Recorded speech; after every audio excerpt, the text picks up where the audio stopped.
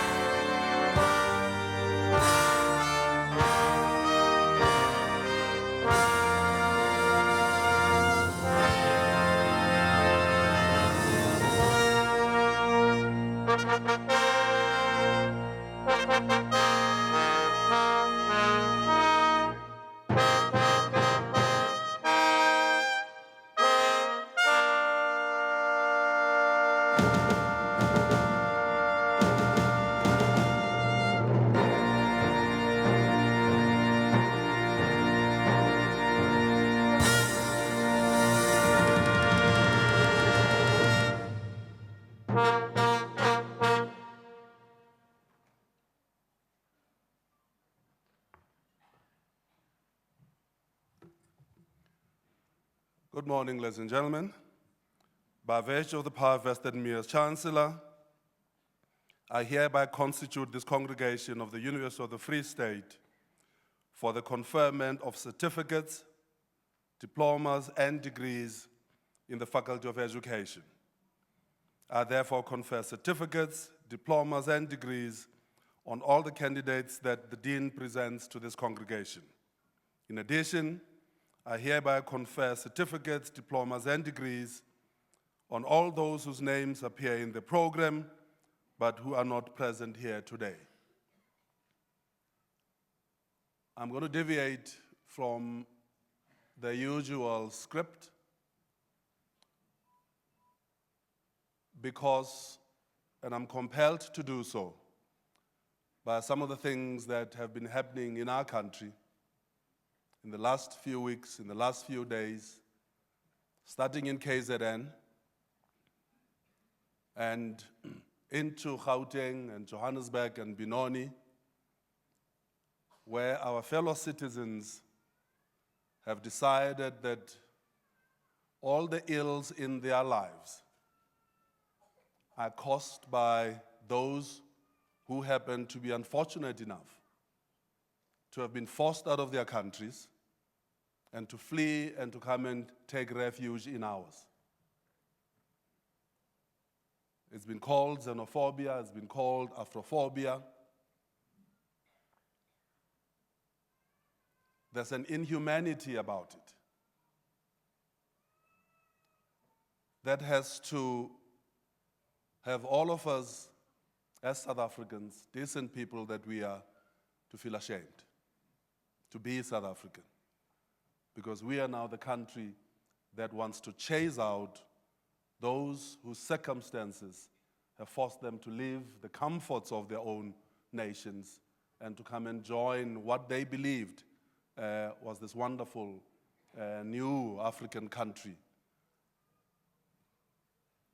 And I'm going to ask that we observe a moment of silence as an expression of indignation, as an expression of shame, but also keeping in mind as the winter comes, those that have been chased out of their homes, out of their shops, by our fellow citizens, and say, let our thoughts and prayers be with them. So I'm going to ask that we all remove whatever we're wearing on our heads and observe a moment of silence.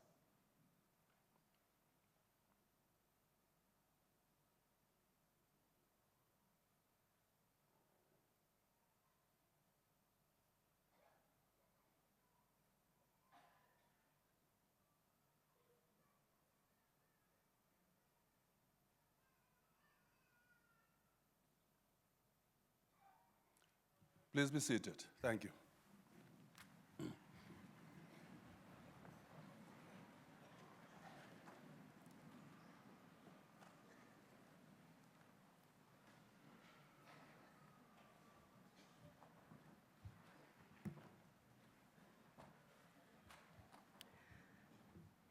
Goeiemôre dames en here en eregaste. Welkom by die Universiteit van die Vrystaat. Bomme le bontate. Le batlutlei kaofela. Le amoeleile University ya Vrystaat.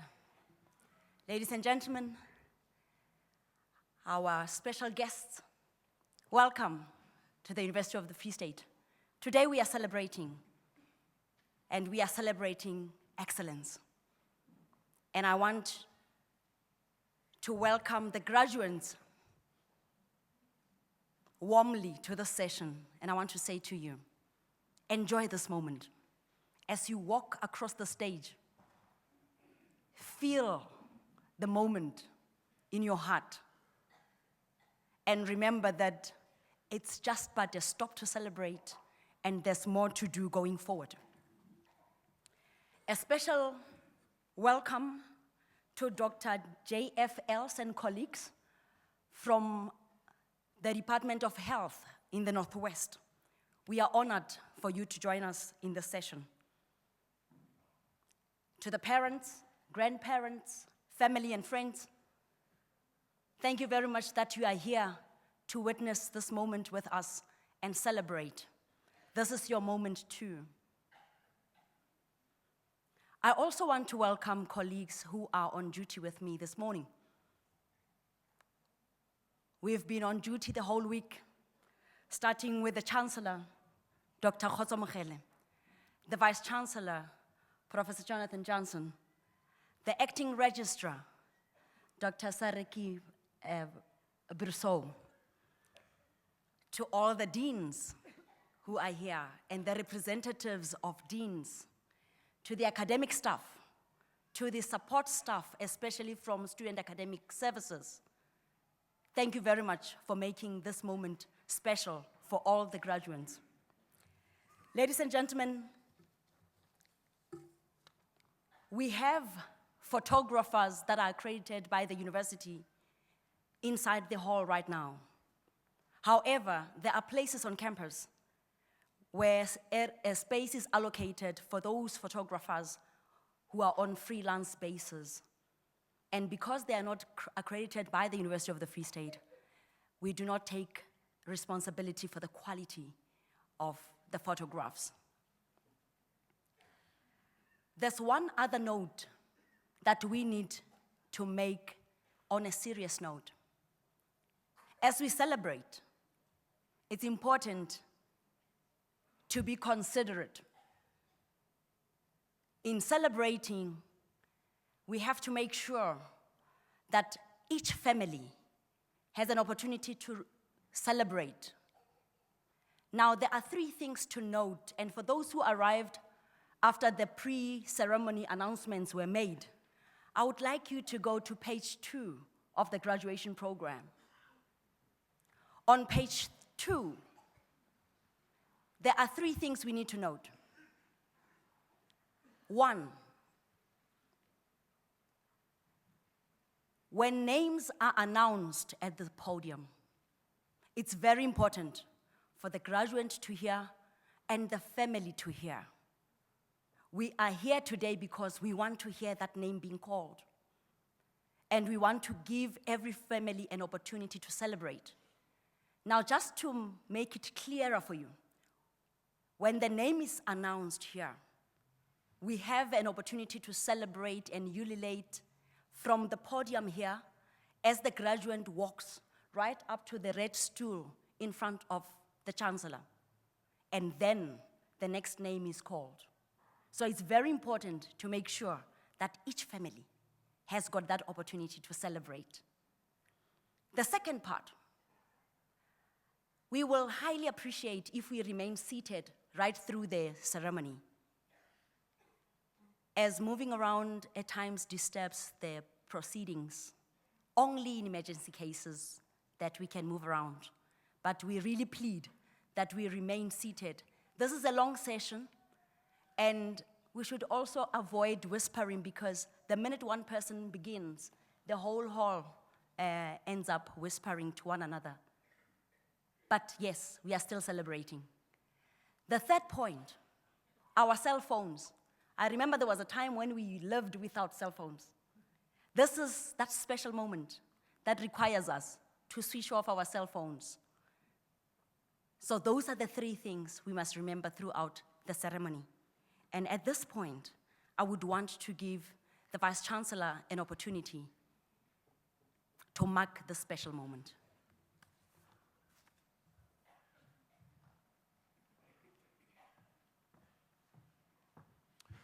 Goeiemôre dames en here. Good morning, ladies and gentlemen. Sanibonani Dumelang. I would like to call to the stage a very special Kofsi this morning. Her name is Elzaan van den Berg.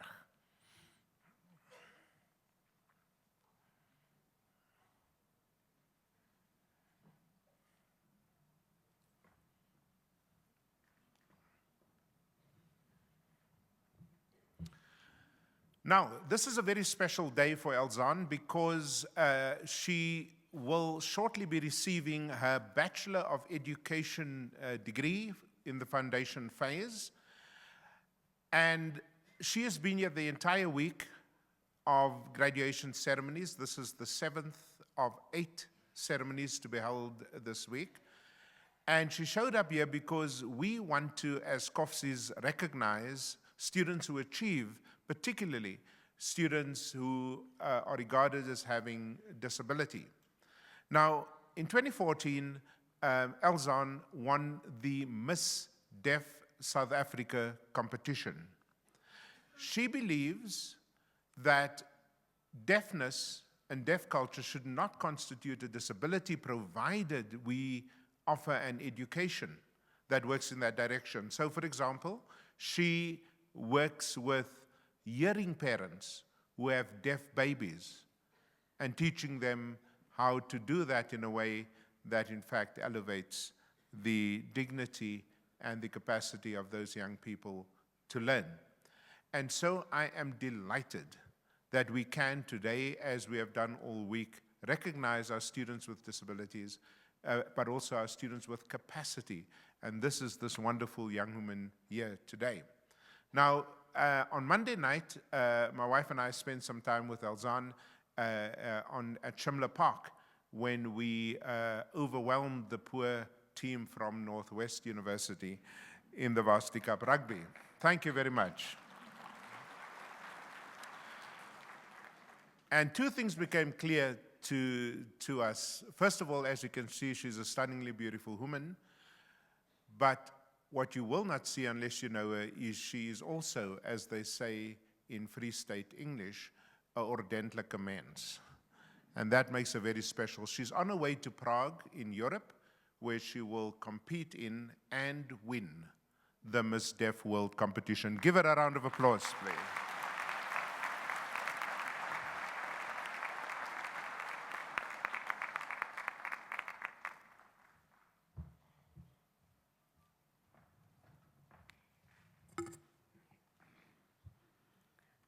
On that special note, I want us to celebrate this moment of Shimla's rugby winning the National Varsity Cup.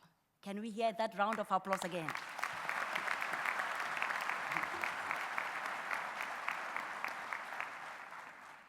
We are very proud.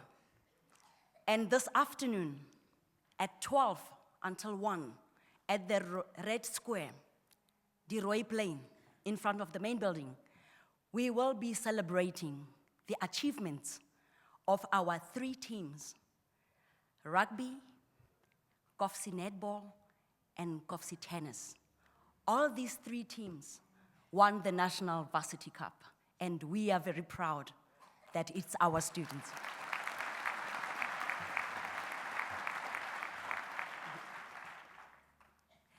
Ladies and gentlemen, at this point, allow me to introduce our guest speaker for today. Maria Padime is a medical doctor and award-winning author. Born and raised in Johannesburg Township in Soweto, Maria moved to Cape Town in 1991 to pursue her studies at the University of Cape Town, from where she graduated with a Bachelor of Science in 1993 and a Bachelor of Medicine and Surgery in 1999. She practiced for a brief period as a general practitioner in South Africa and the United Kingdom before leaving medical practice to pursue non-clinical interests. She has worked in trade and investment promotion and has undertaken research and consulting in the areas of economic development and business facilitation. In 2010, Maria found her voice as a writer. She studied under the acclaimed South African author, Mike Nicol. In 2012, Maria was the recipient of the inaugural City Press Nonfiction Award for her memoir titled Postmortem, The Doctor Who Walked Away. In 2013, her novel for teens, Second Chances, was the English language category winner of the Maskew Miller Longman Literature Awards. In addition to writing and consulting, Maria is an accomplished speaker who has spoken at TEDx Johannesburg and numerous national speaking platforms. Ladies and gentlemen, let's watch a short clip before we welcome Dr. Padima to the stage.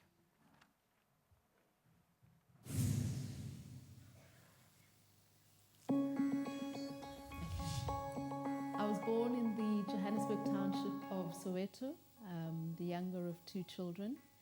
And my dream as a child was to be a doctor.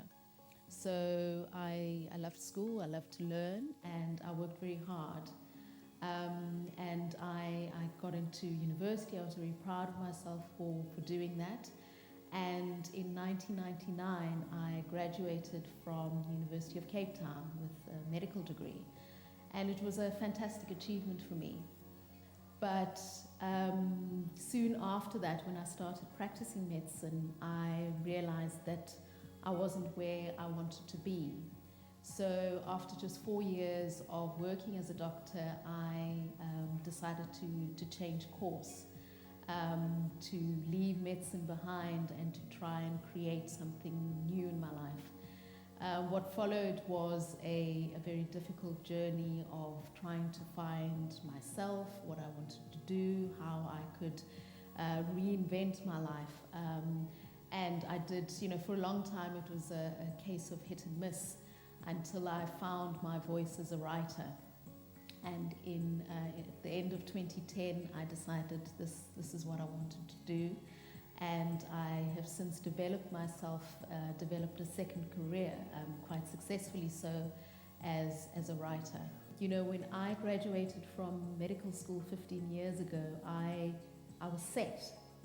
I was on a path that I was clear would sort me out from a professional perspective. But things didn't quite go as I had envisaged. And when it became very clear to me that I needed to make a change, I was devastated. Who would I become? I knew how to be a doctor. I defined myself as a doctor. And it took a lot for me to then start again, recreate my life, learn new skills, open myself up to new opportunities. And I'm very, very proud of myself for embarking on that very difficult journey. And not only to create a second career for myself, but to do so successfully. So that really is, one of my greatest achievements. And also, I'm really proud of that because of my other great achievement, which is being a mom. And it's great for me that I can show my daughters that, in life it's great to have big dreams, but it's also important to pick yourself up and start again when life knocks you down. And to be able to be an example for my children is really just fantastic for me. And I'm very glad that I can provide that example for my children.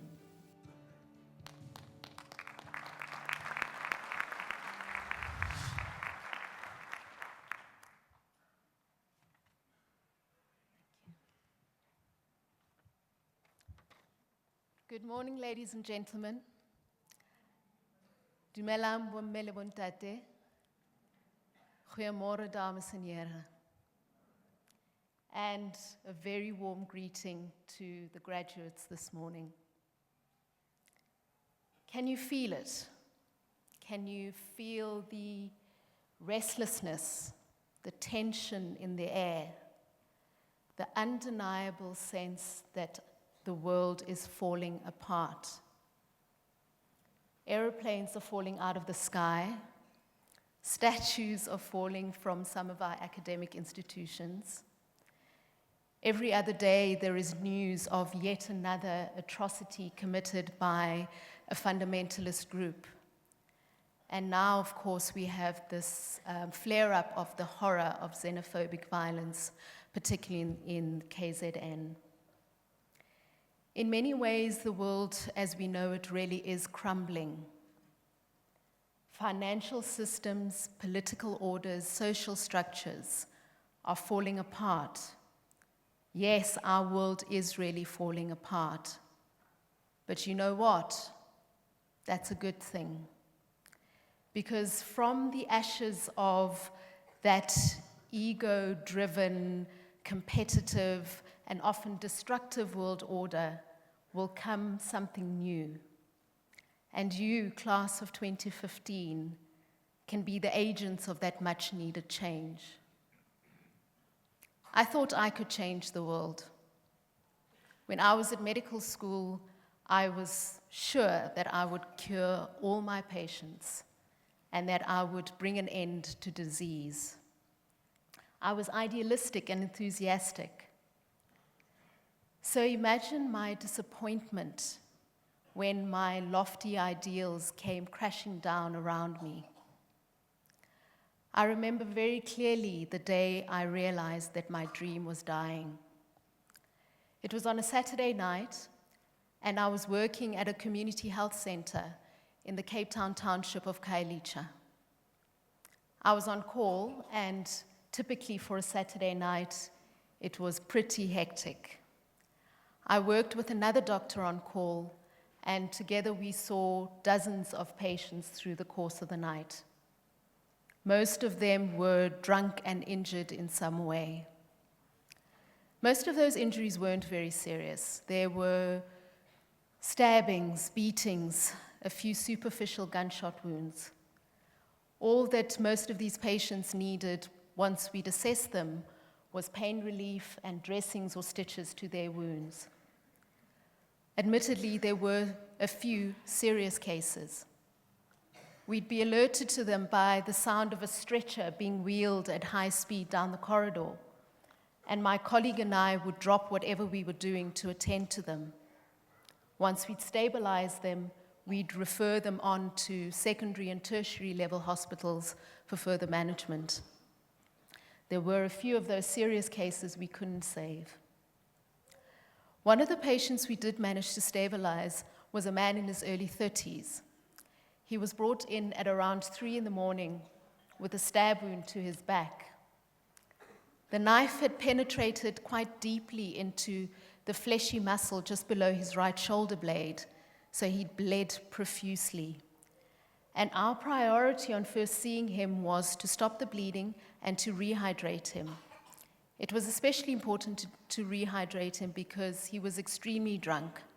So chances are he was already dehydrated before his injury. Once we'd stabilized him, I prepared his referral notes, and I made arrangements for an ambulance to come and take him to a secondary level hospital where he'd need to be seen by the surgeons to repair his wound. I saw other patients after that man, and by morning I was getting ready to go home. That's when I heard him in the room next to mine.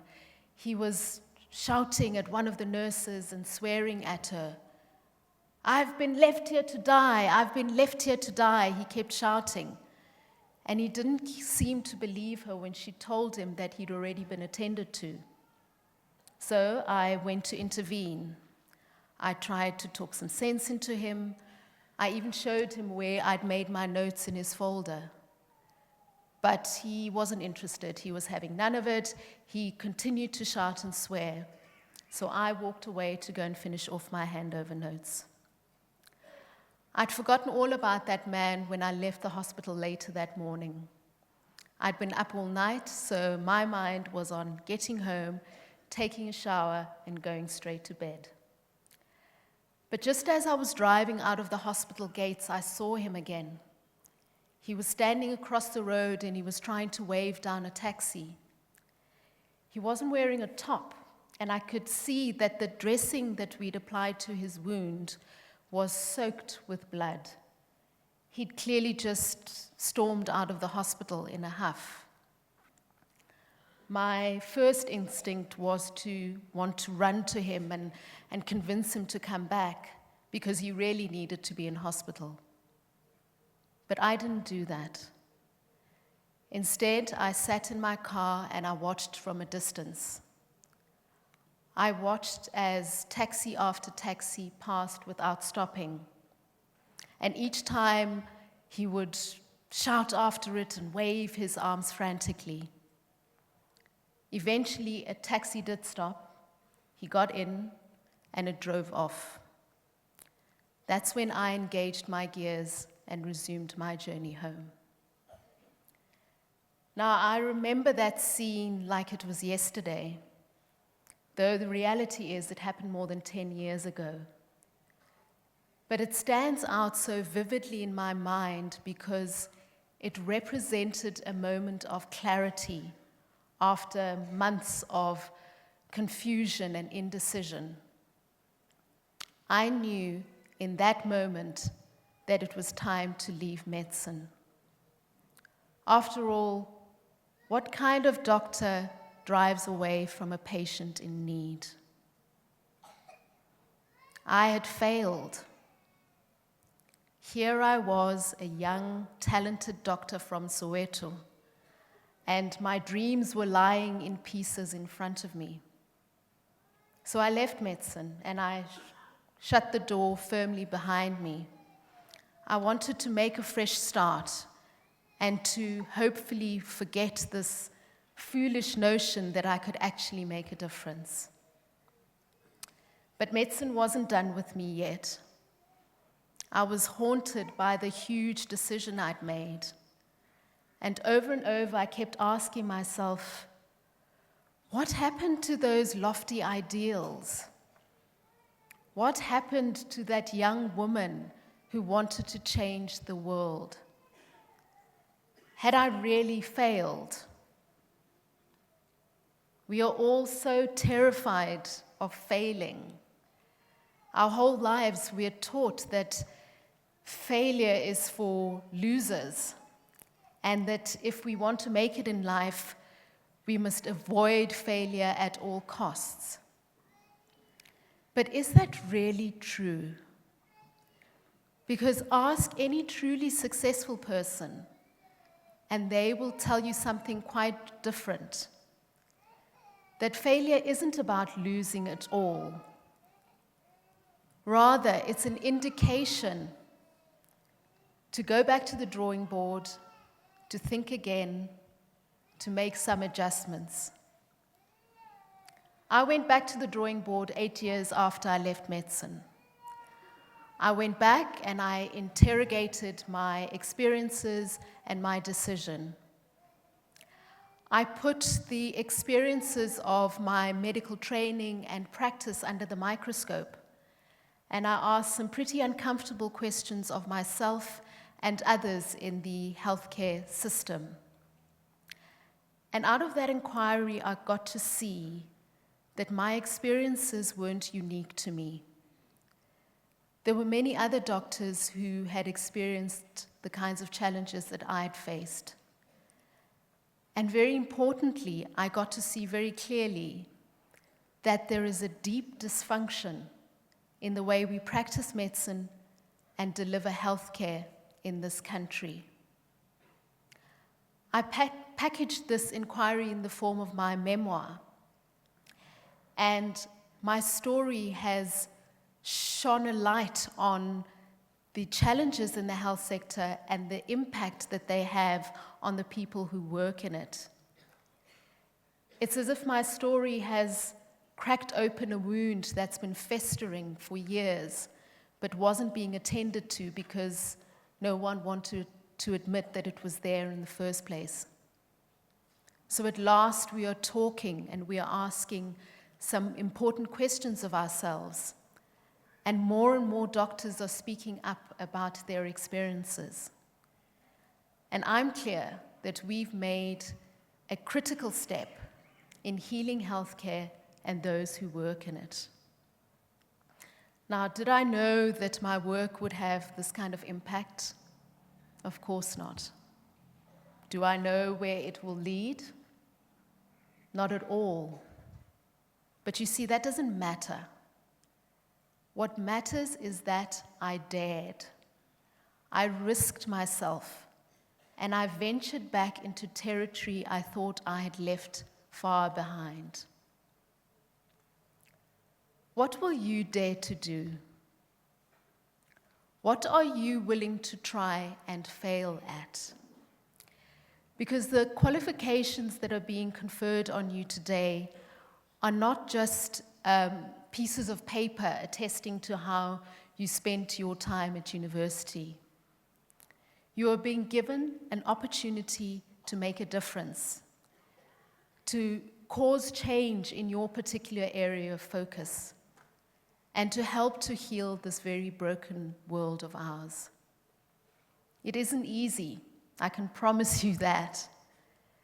And often the people closest to you won't agree with your choices.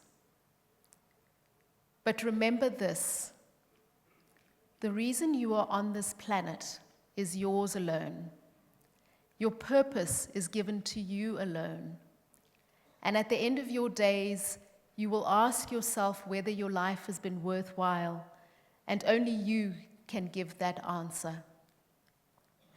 So, class of 2015, I congratulate you on your achievement. And I challenge you. I challenge you to play a different game, one that will make the world a better place. You have a fantastic foundation here. Your qualifications will open doors for you, and they will ensure that people sit up and listen to you. But to cause change, you must be willing to venture into uncharted territory and to risk failing. Success will come from your ability to pick yourself up, dust yourself off, and try again. Congratulations to all of you. May you be the change we all want to see. Thank you.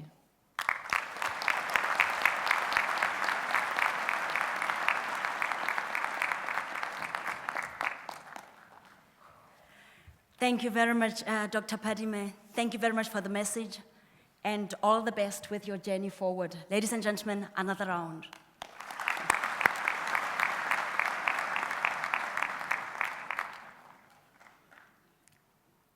At this point, I would want to welcome and introduce to you our artist this morning, Delia Mashikwani Maumakwe. She was born and raised in Gauteng. From a very young age, it was clear in her mind that music is part of her soul. And from a tender age of 8, she started singing. Throughout her schooling years, Delia was actively involved in musical activities. She received vocal and drama training from the Sibikwa Arts Academy. In 2009, she was chosen to take part in the first live DVD recording of the well-known South African singer, Lera. She joined the Kofsi family in 2013 and quickly became part of the cultural heartbeat of the campus. It was also in the same year that she was scouted to audition for Idols South Africa. In 2014, not only saw her being crowned Kofsi Idol, but she was also a member of the group of Kofsi ladies who were placed second at the National Serenade competition held in Johannesburg. Delia plans to venture into the field of industrial psychology once she finishes with her studies currently, and looks forward to living her passion for music in such a manner that it inspires others who believe they too can make it in the music industry. Ladies and gentlemen, let's welcome Delia.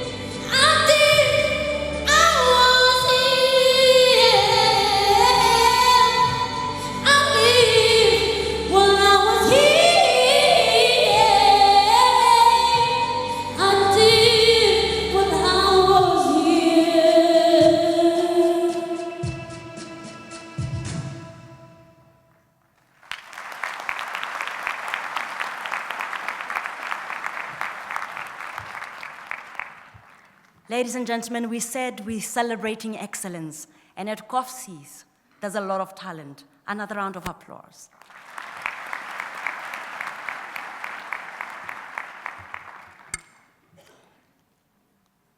A moment has come.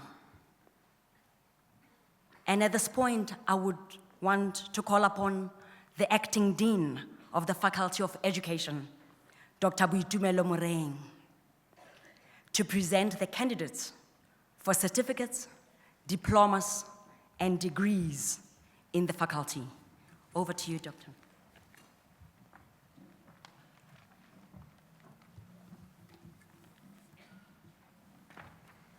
Mr. Vice-Chancellor, I have the privilege to request you to confer the following certificates, diplomas, and degrees to the candidates I introduced to you.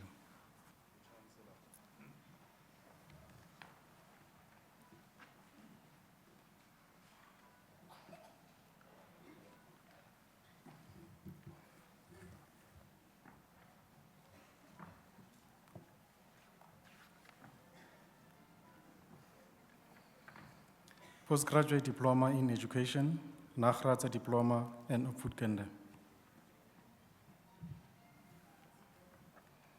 Becker, L.A.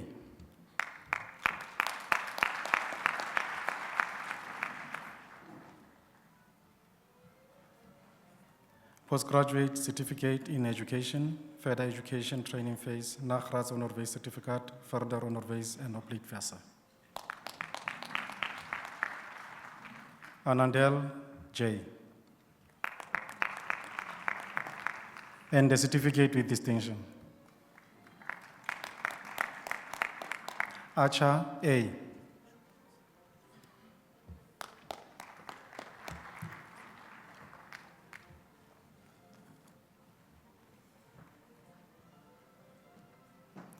Balo L. J.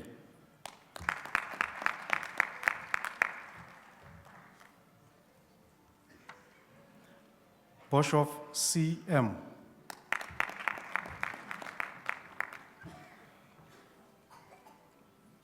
Brett C.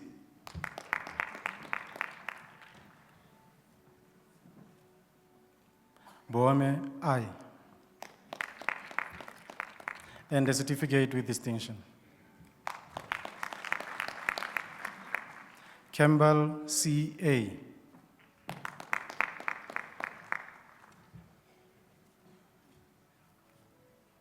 Cilier H.C.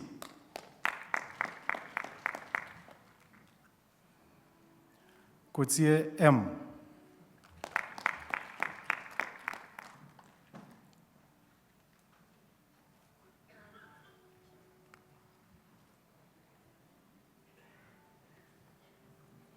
Kotie J.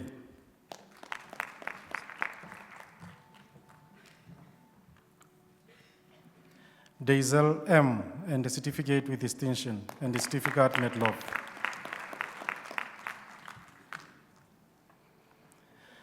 Duplessis M.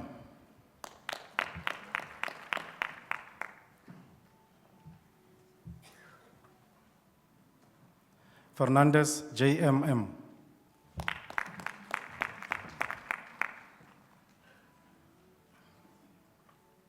Fori C.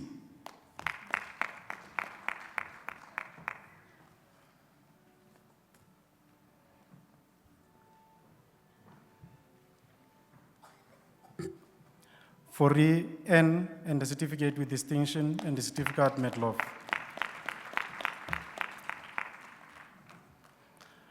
Fori R.A.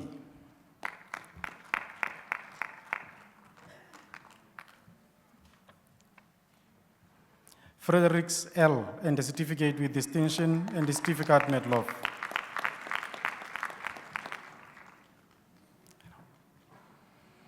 Goliath V.L. and the certificate with distinction and the certificate Medlock.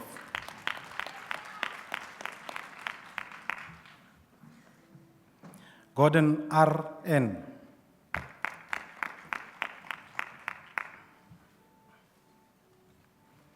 Hansen S.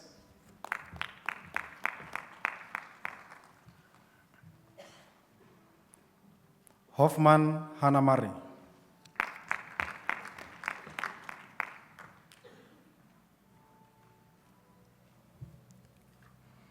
Janse van Risbeck, A.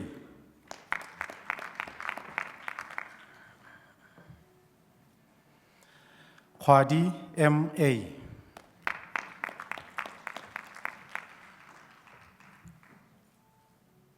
Kitchen, J.P. Kloppers, K.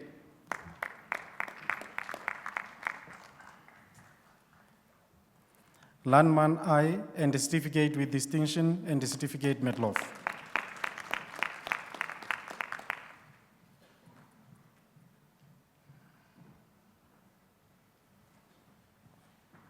Latehan, C.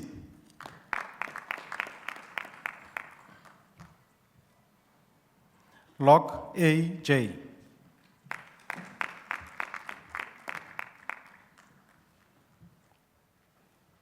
Malloy, M.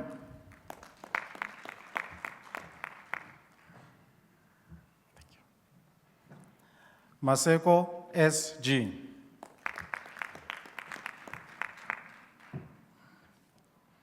Masenkani, E, S.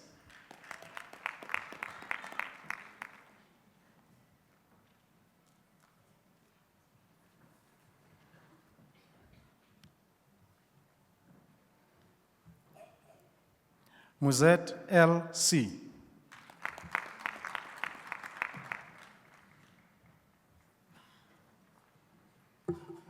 Mofolo, B, R, and a certificate with distinction.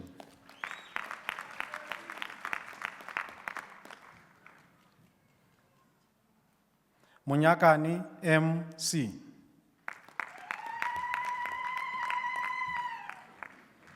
Mutsima, M, V.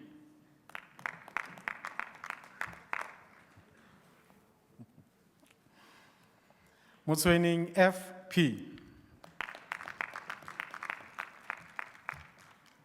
Nell, J.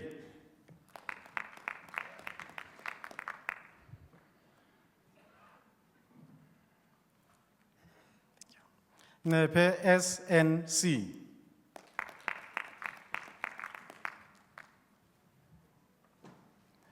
Noval, M, and the certificate with distinction and the certificate Medloff.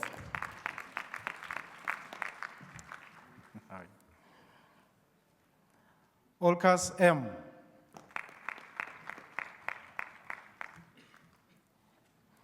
Oosthuizen, I. Potgieter, P.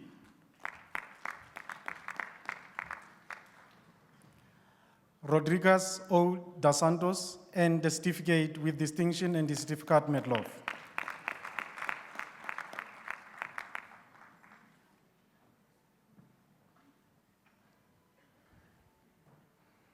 Ross, D.P., and the certificate with distinction and the certificate Medloff.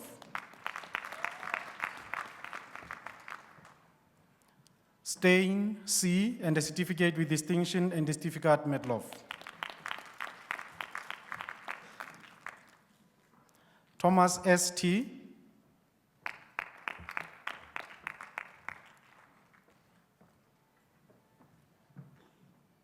Tom, V.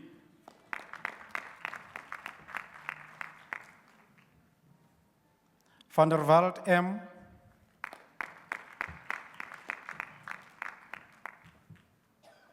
Van der Walt, R, and the certificate with distinction and the certificate Medloff.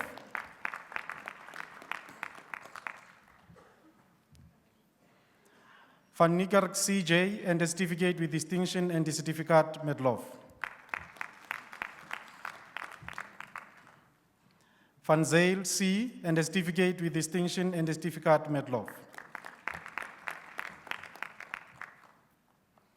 Venter, S.G.,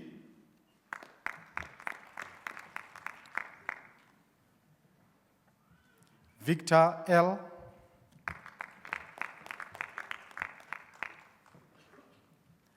Filjun, M.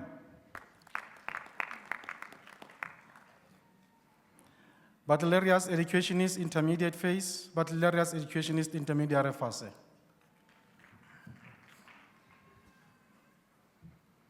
Barnard AF,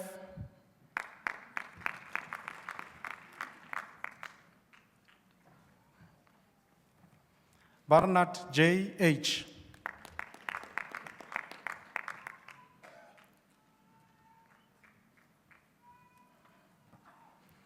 Barnard K,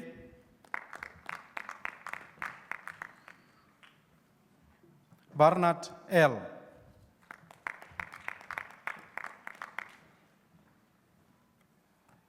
Waters M,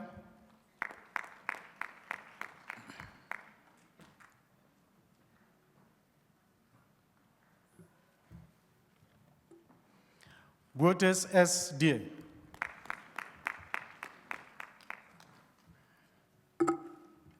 Water A,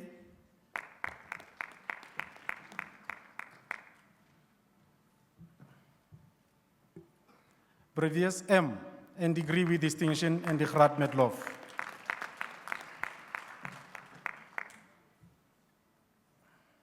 Brits M,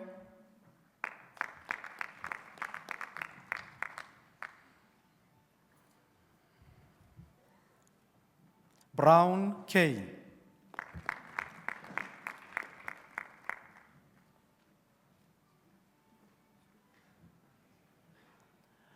Buffet BN,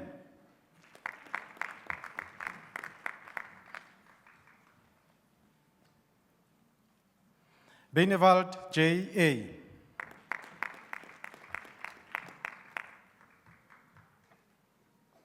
Buchna J,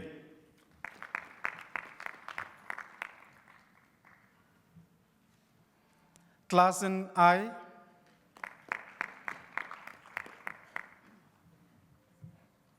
Kotsie C,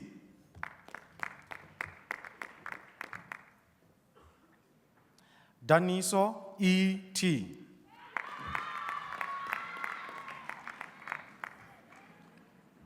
DeBrain E.M.M.,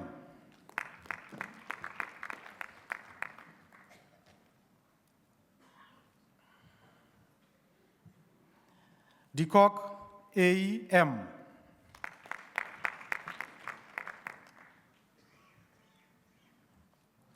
DeSmith A,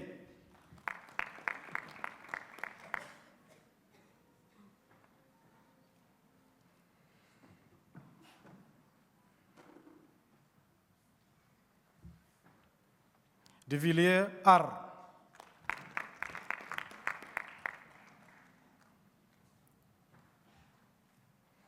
Dutoy M,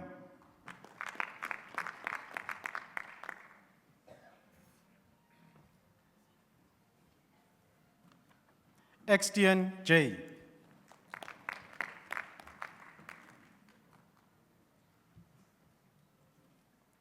Els A,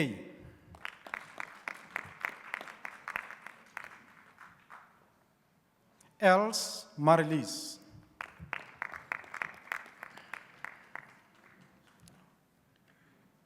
Flituor B,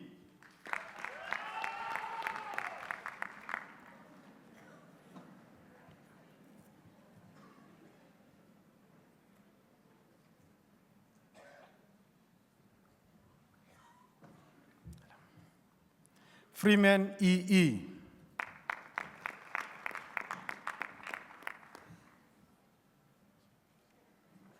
Gelderbloem E.A.,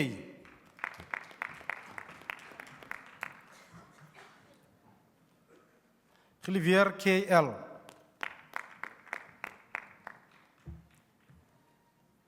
Goos R.C.,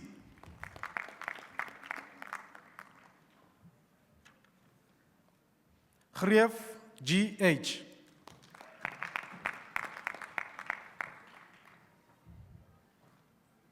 Grootboom A.C.,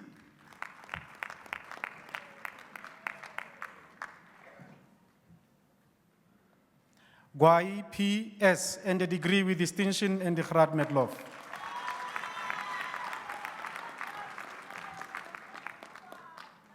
Hartnik TLM.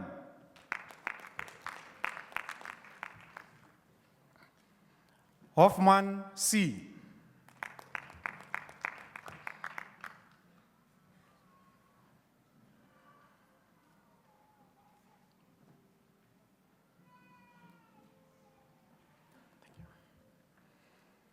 Jordan T.U.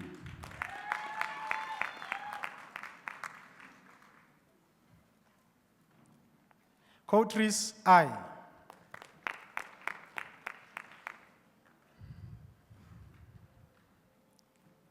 Kresmier N.E.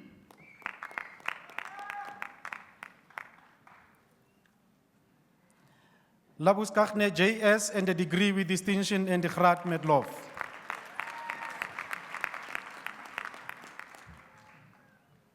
Lategan R.M.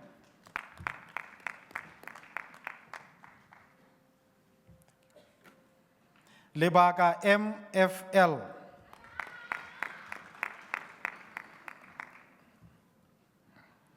Libita S.T.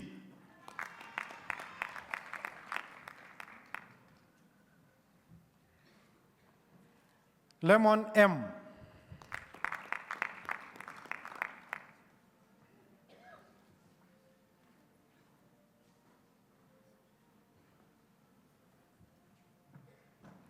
Liebenberg A and a degree with distinction in the Graad met Lof. Loder G.P.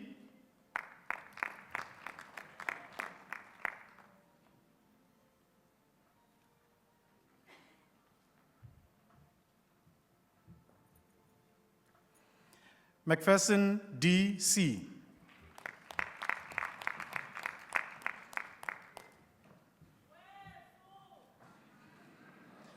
Makai P.S.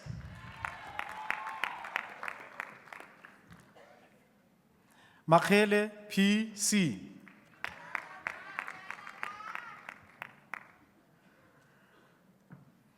Manake M.M. Marabe J.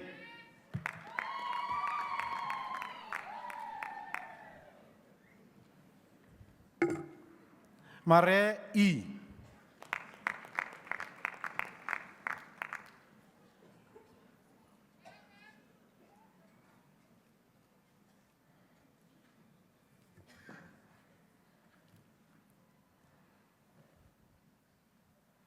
Max M.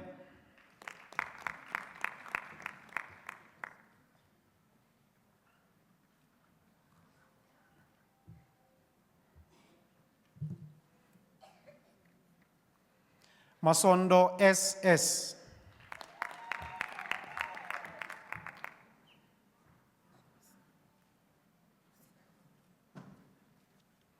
Mbuli P.P.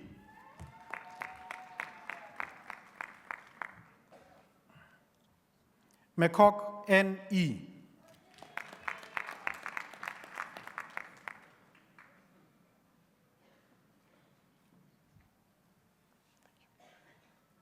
Meje L.M.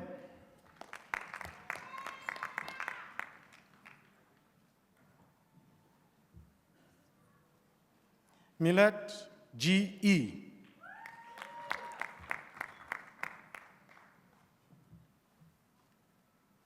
Mayor T.H.F.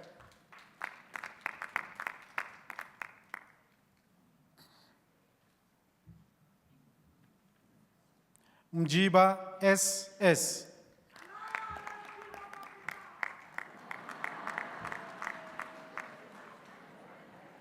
Moya C.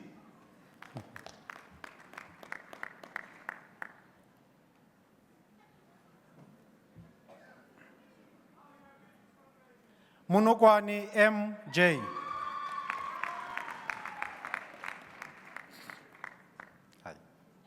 Musutli M.Y.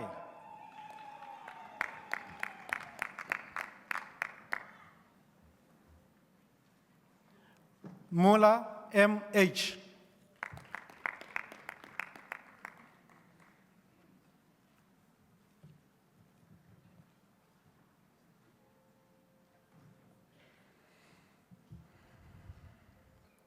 Nell A.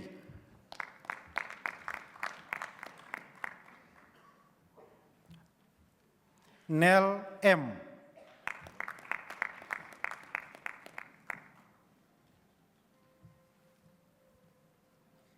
Nivote C.T.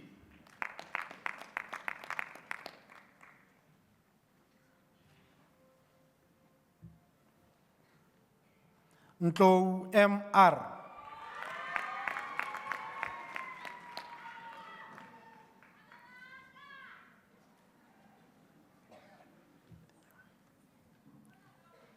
Oldevage S.E.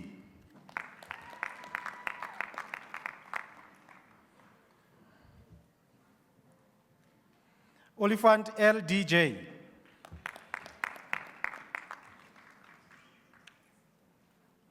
Opperman M.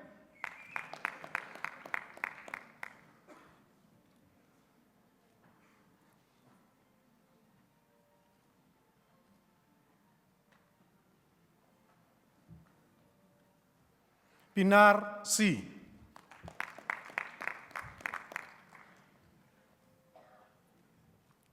Peterse A.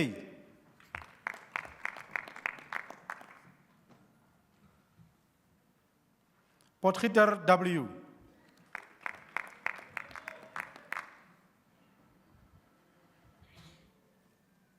Pretorius L.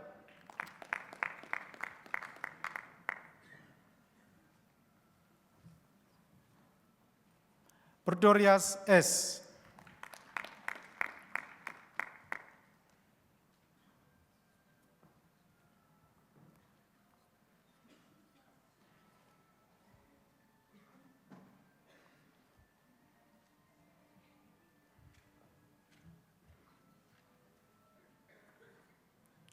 Rode J.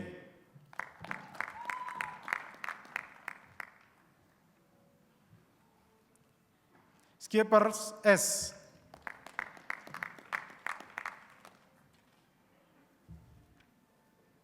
Schoeman C.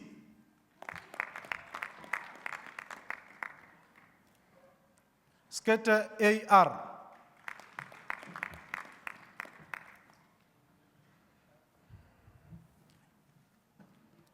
Sibia S.E.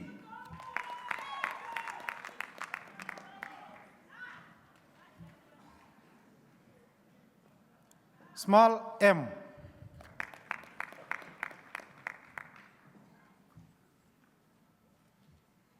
Smith V.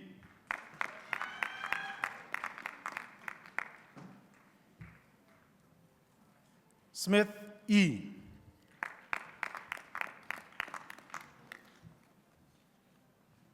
Smarts A.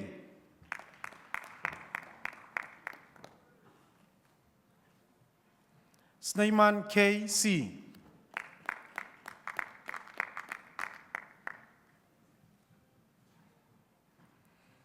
Steenkamp E.L.H.P. and a degree with distinction and the Graad Medloff.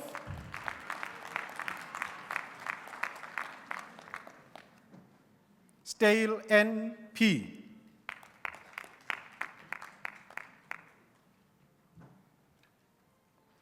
Stein E.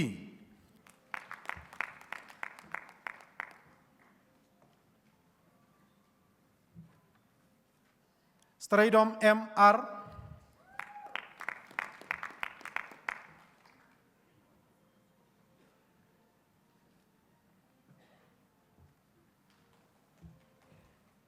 Swanepoel M.C.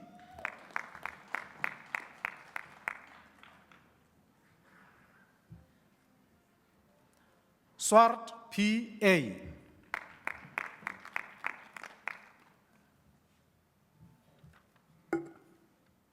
Tight M.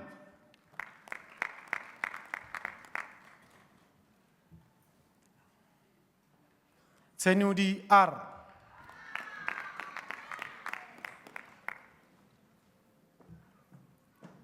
Van der Berg E.D.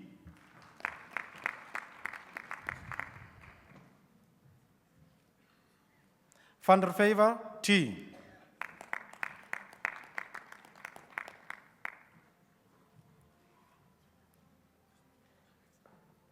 Van Heerden M.H.O.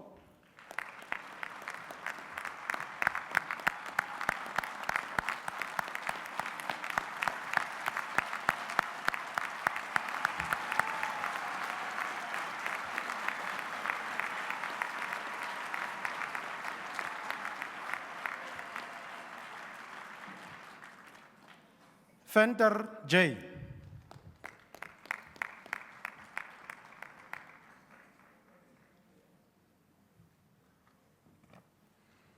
Venter S.E.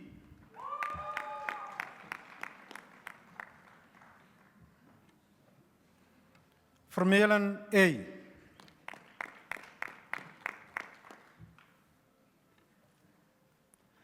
Verslees R.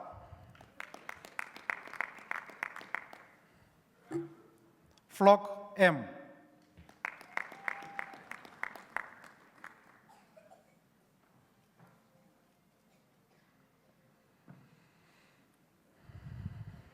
Vos M.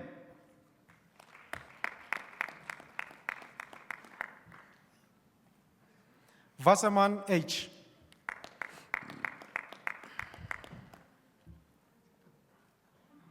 Wasserman R.J.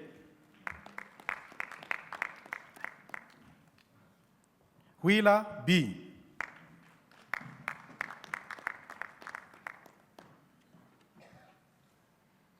Zaiman C. and a degree with distinction in the Graad met Lof.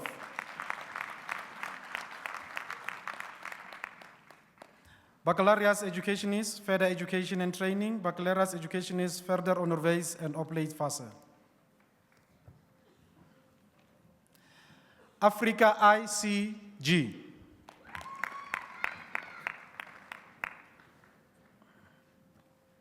Albert M.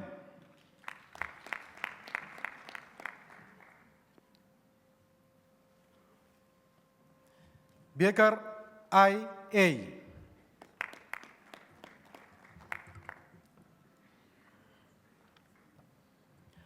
Bosch M. and a degree with distinction in the Graad met Lof.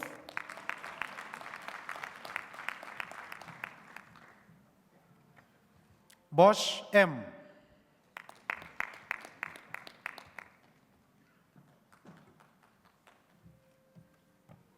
Boertes J.E.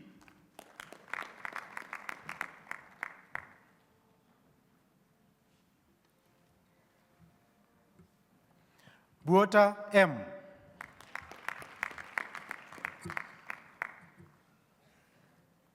Bothma J.S. and a degree with distinction in the Graad met Lof.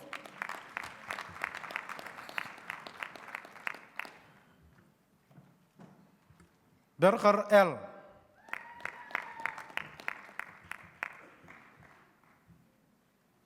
Coetzee C.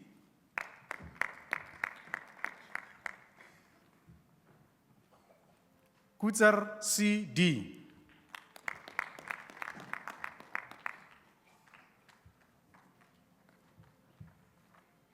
Koetser J.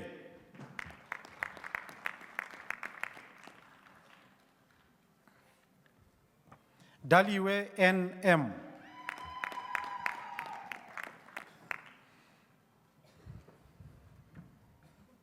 Duplessis C. and a degree with distinction in the Graad met Lof. Dutoy M.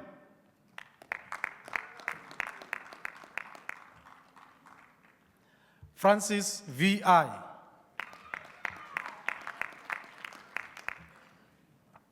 Gomba T.V.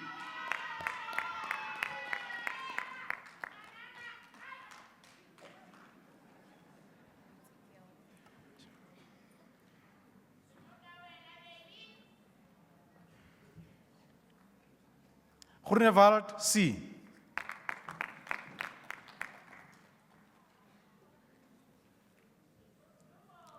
Haman M.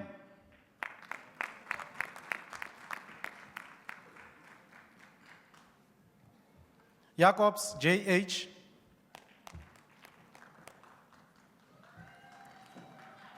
January J.O.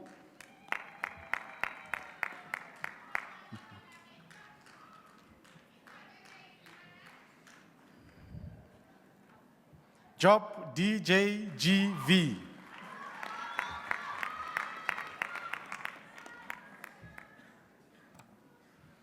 Johnson EIS.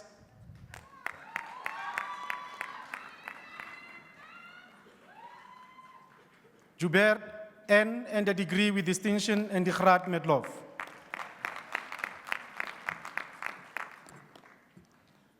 Karelse PH.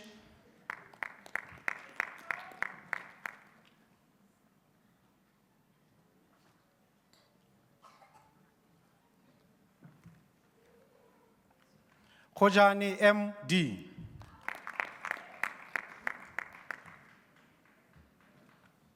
Kumalo TS.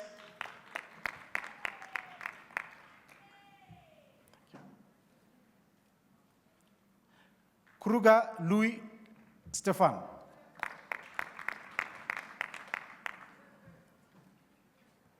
Kruger N.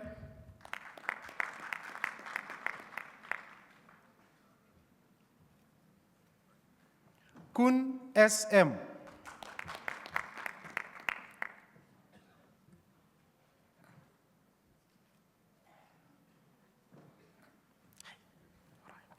Legrande JC. Oh, and the degree with distinction and the Graad met Lof. Lombard JM and the degree with distinction and the Graad met Lof.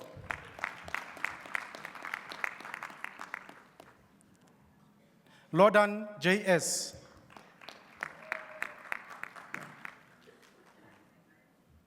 Mabolwani D.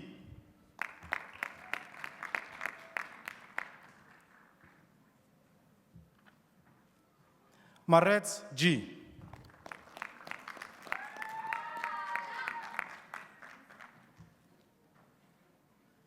Matiti YAX.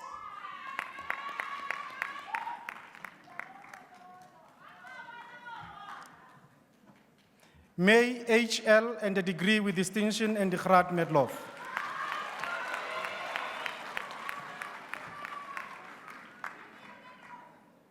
Mbata LS.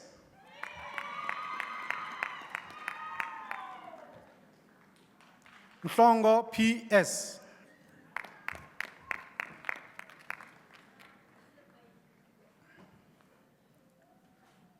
Mkedani MK.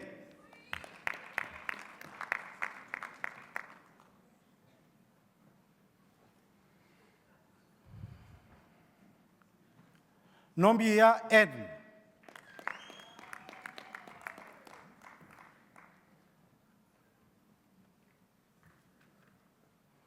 Mofogeng RM.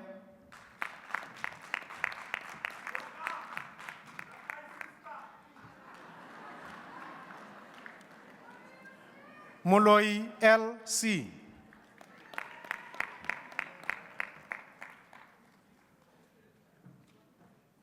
Moss RW.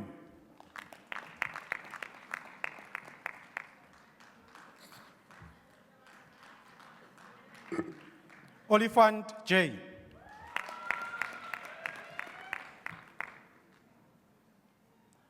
Ostazen LM.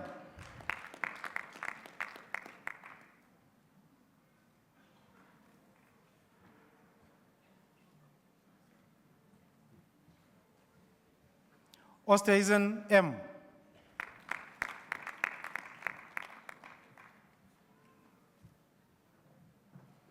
Peters R.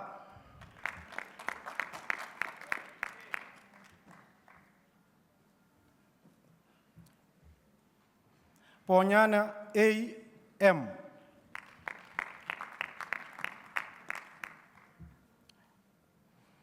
Ramabodu PP.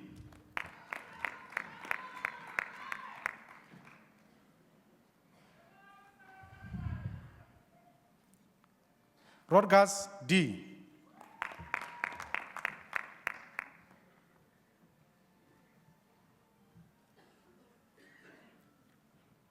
Siani GC.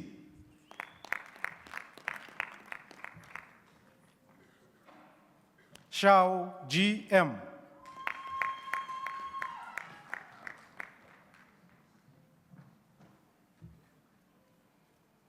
Sibia P.N.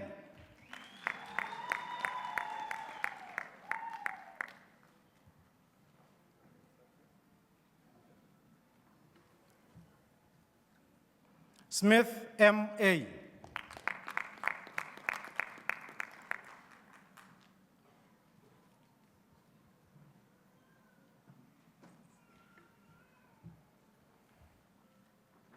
Smith M.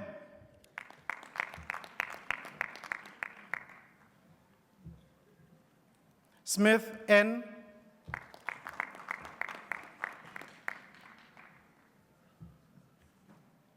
Spies P.W.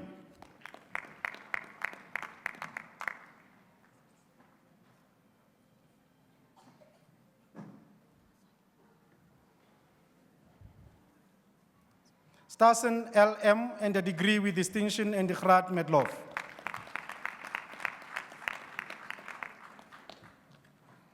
Samaton L.A.R.C.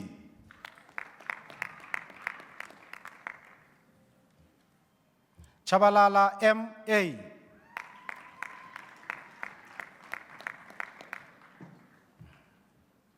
Titlo K.S.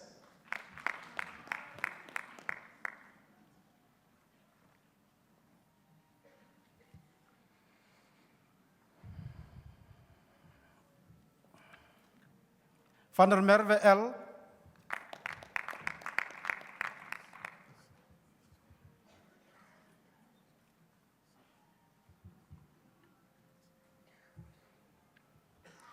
Van Heerden J. and a degree with distinction in the Graad met Lof.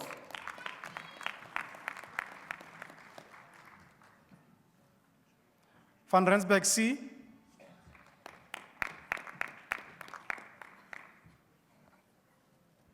Van Rooyen PR.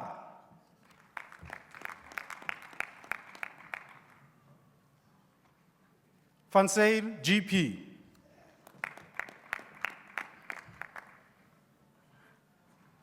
Venter T and a degree with distinction in the Graad met Lof.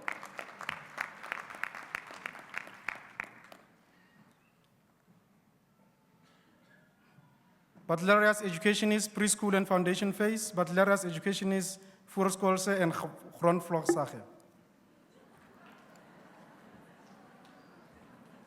Bartman C.W.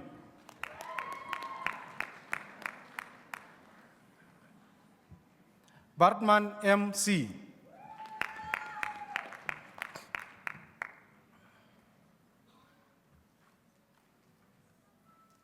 Barkhuizen G.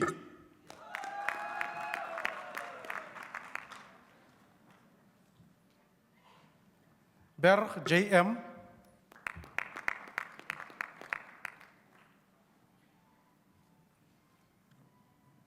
Bodma A.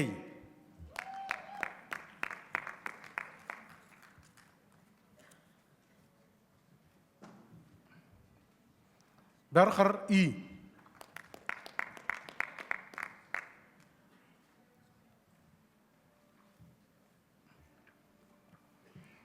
Base G.U.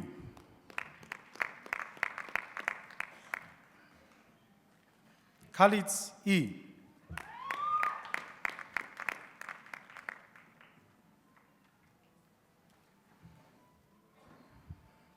Kar C.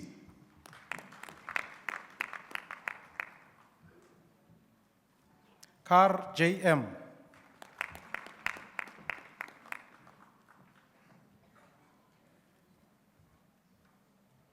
Kutzer L.R.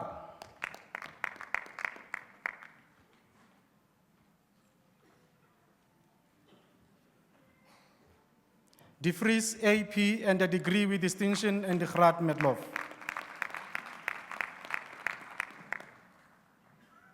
De Wet N.M.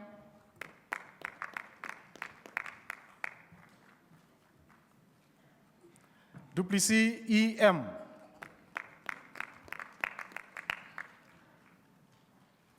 Duplessis I.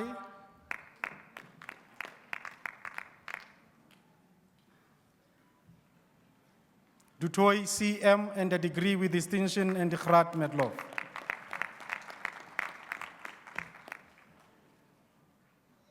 Dijkman BC.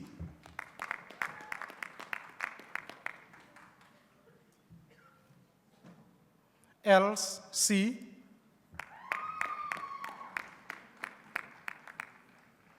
Erasmus G.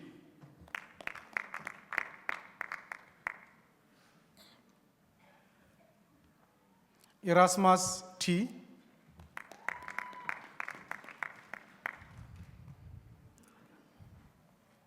Esther Hazen MM.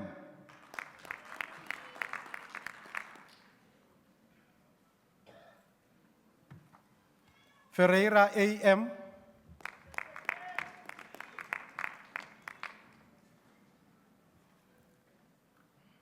Flain AL.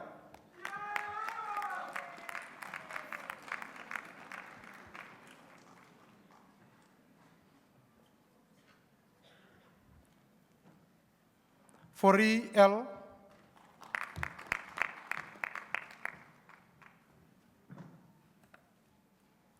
Geldard AB and a degree with distinction and graad met lof.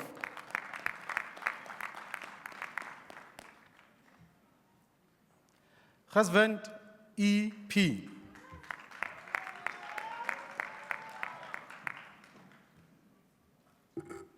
Grilling M.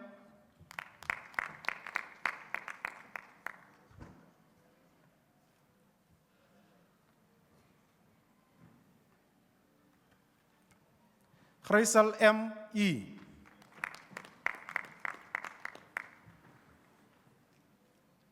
Groef M.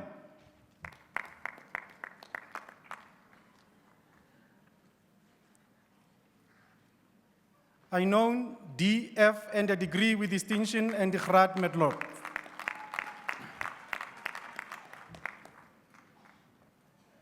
Jacobs CC.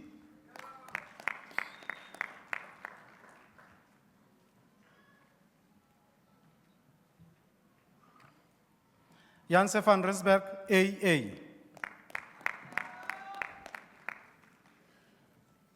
Janse van Vieren M.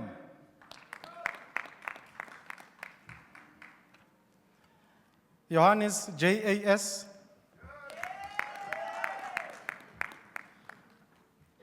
Jonker B.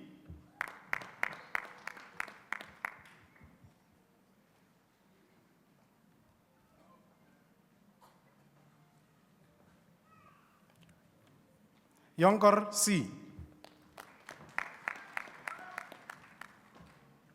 Jordan M.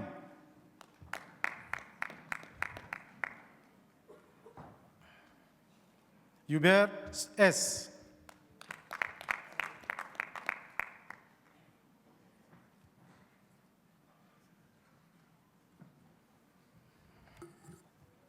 Kilder M.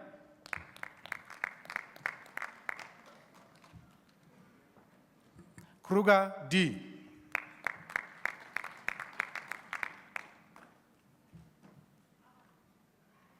Katesman L and a degree with distinction and graad met lof.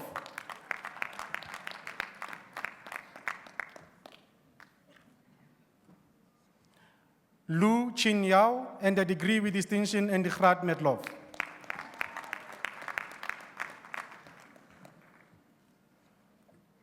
Mabale BC.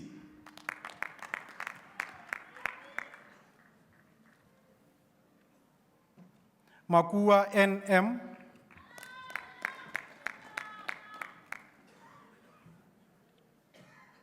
Mare L.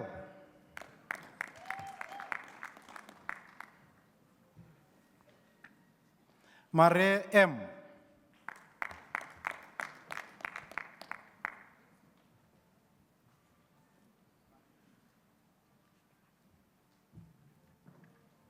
Max W.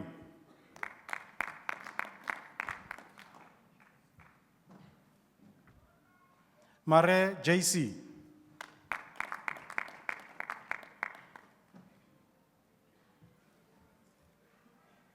Mayet A.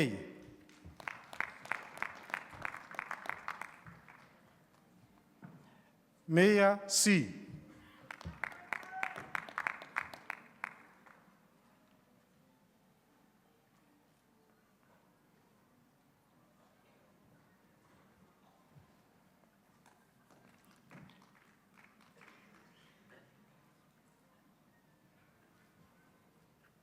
Muton T.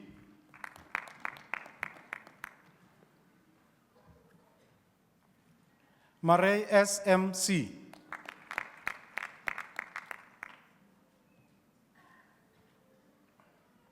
Nudie A.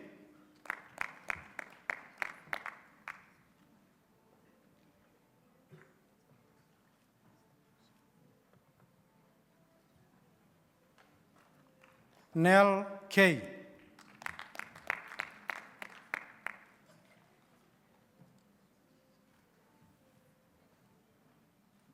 Nikrini A. HM.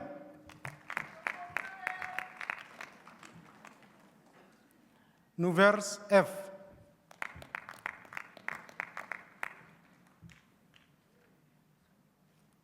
Nyarenda SE.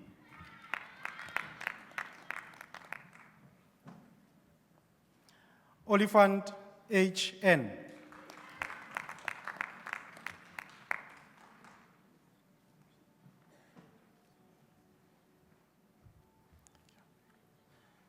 Pelsar M.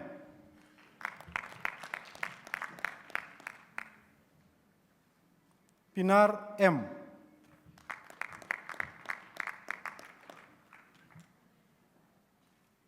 Pretorius A.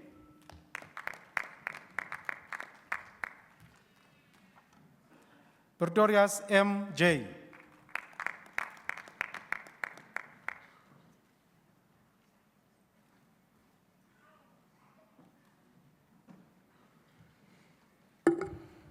Pretorius N.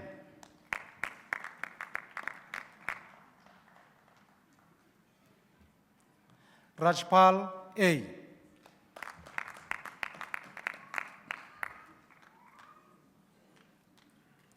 Riedeling Hayes L.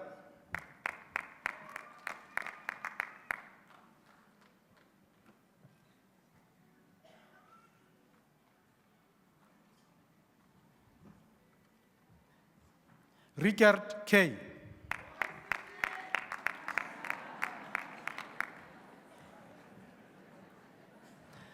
Robinson C.J.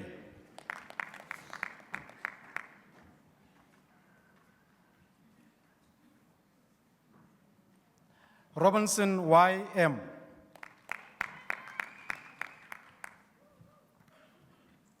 Skuman C.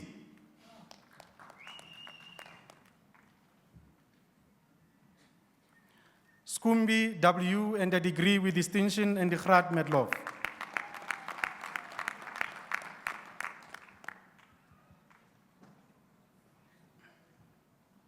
Sketter D.S.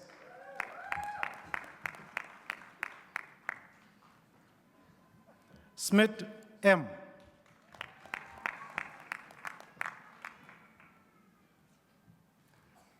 Smith C. and a degree with distinction and the Grad Medloff.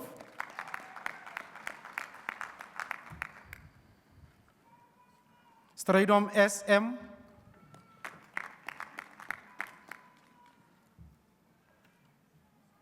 Swartz R.D.A.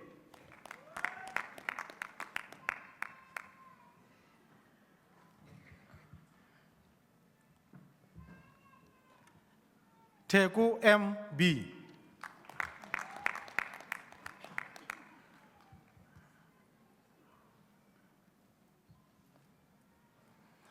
Vandenberg E.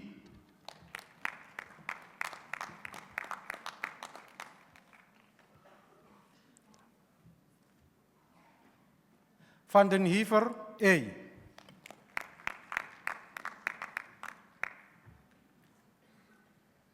Van der Linde M.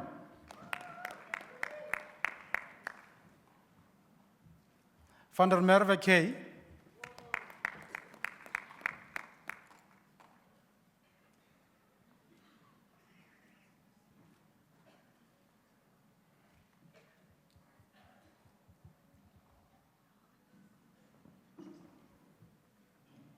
Van der Merwe L.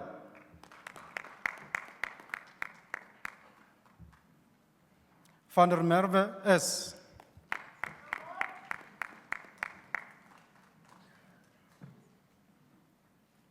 Van Heerden S.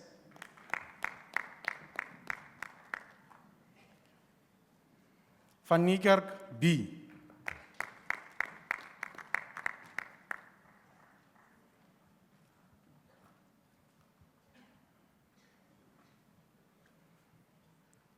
Van Rienen G.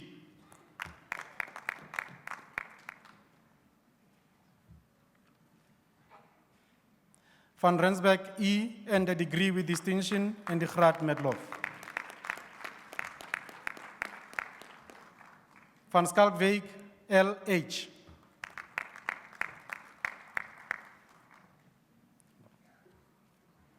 Van Vieren L.M.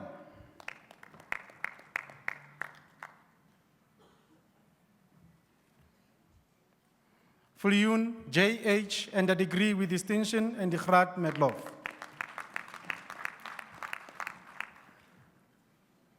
Vlioen N.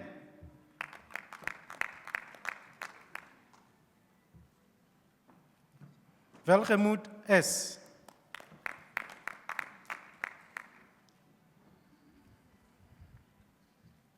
Kulu NN.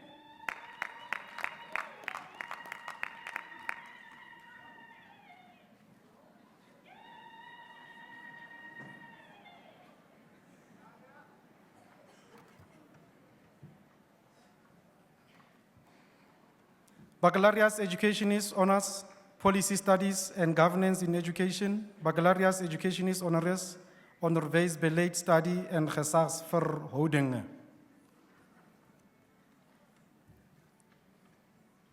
Leepile S.J.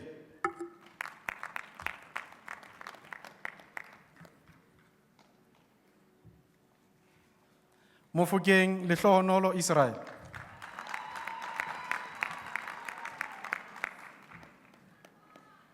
Sekolah MNM.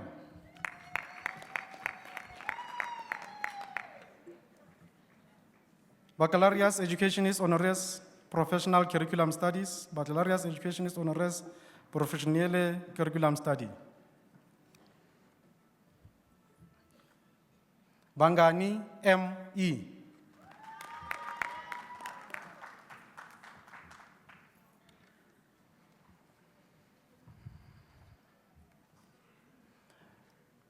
Yebwa A.A.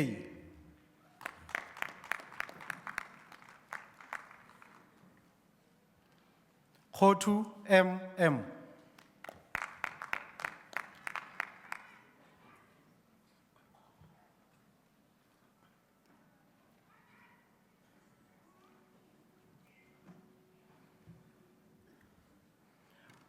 Kose M.M.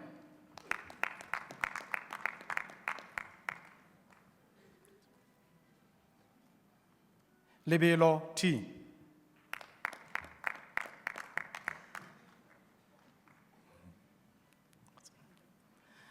Dipolo A.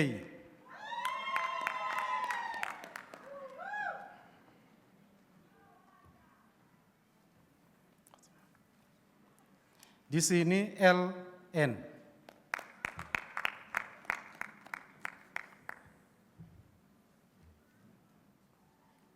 Mahau PMB.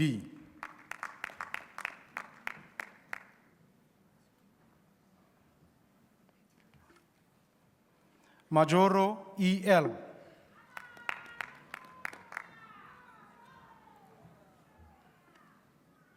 Matia MVM.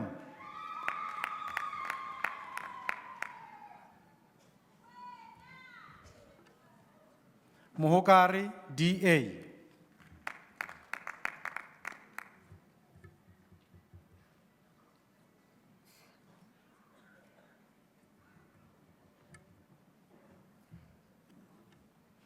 Muilwa BF.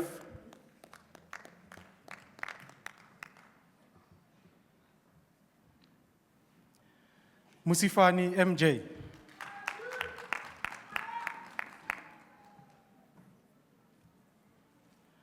Moyes SF.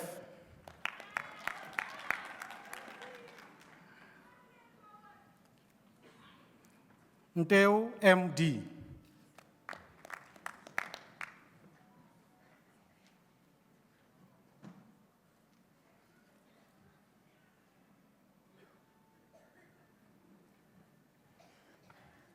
Wanyani MF.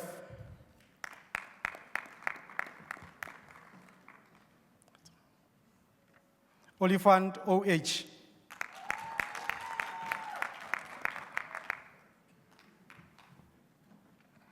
Rosso PW.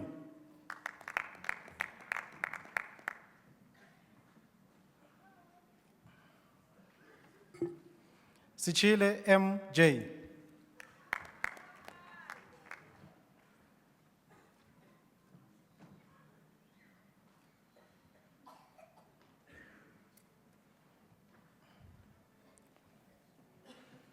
Sehlabaka ME.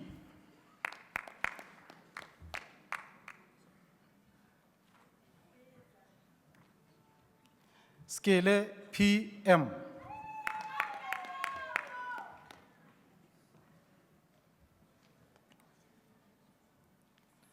Tafai MJ.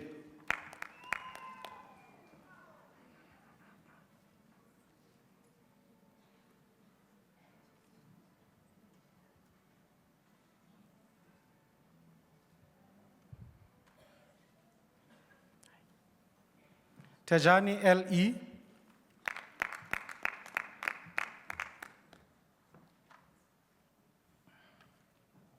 Tsimani MA.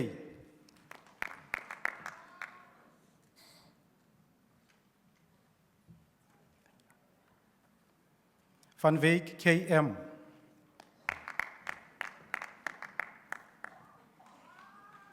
Baccalaureate Educationist Honors, Professional Curriculum Studies in Technology. Baccalaureate Educationist Honoraire, Professionele Curriculum Study and Technology.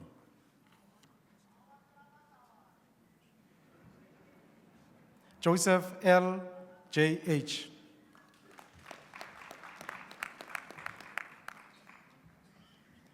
Matludi C.T.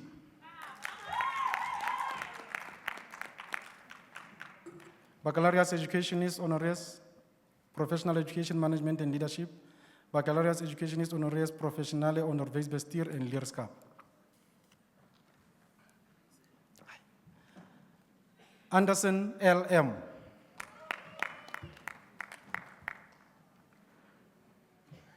Craven F.J.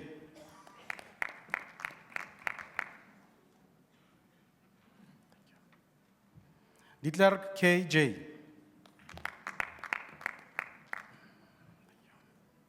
Dlepu M.A.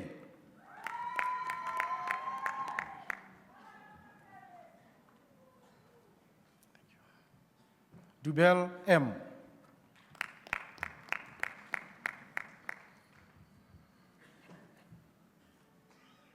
Duplessis A.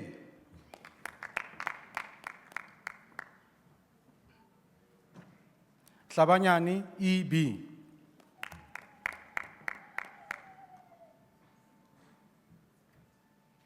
Yuho L.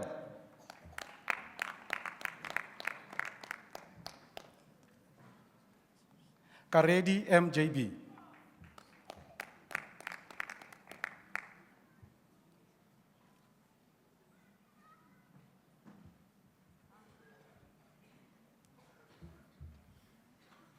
Khaswani MJ.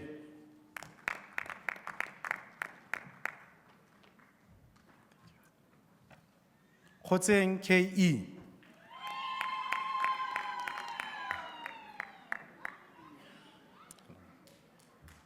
Korchi SEM.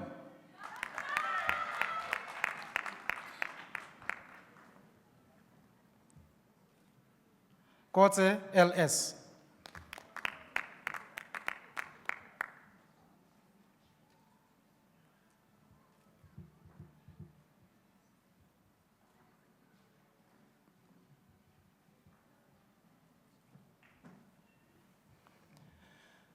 Leboya LMP.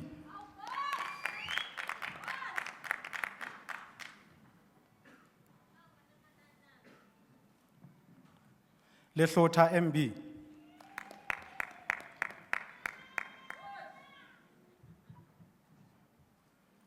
le Photo ML,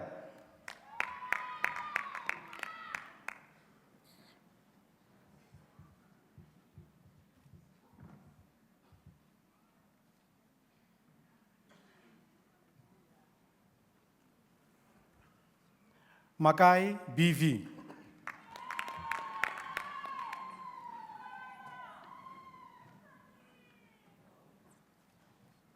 Makhalani MJ,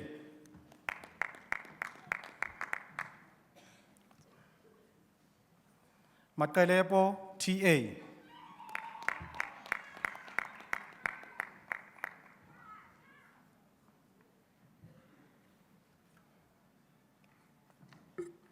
Maro L,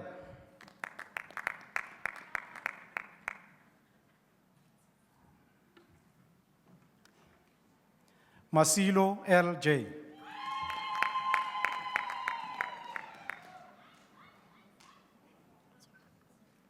Masweta MC,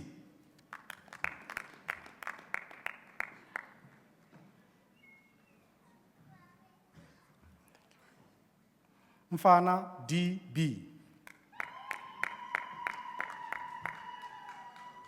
Mui MS,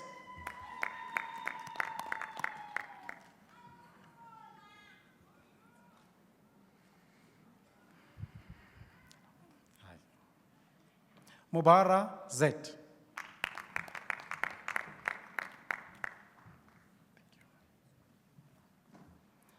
Mufedi MM,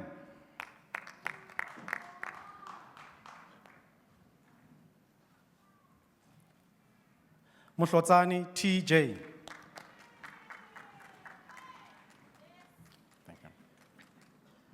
Mujalefa MA,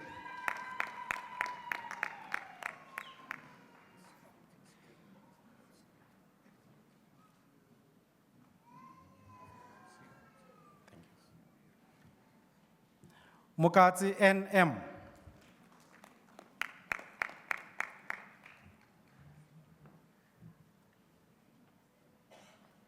Mukhele Machika MFM,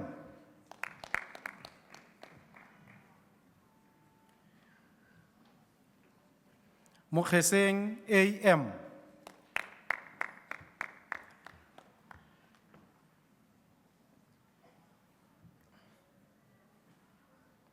Mukhitli AM,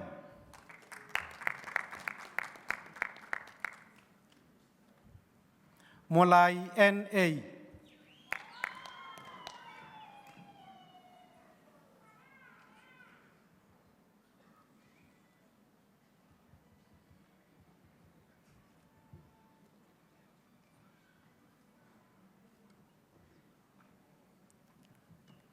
Molapo MR,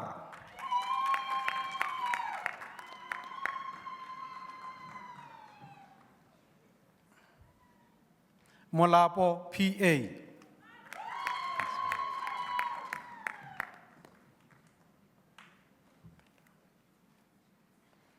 Molatwa BR,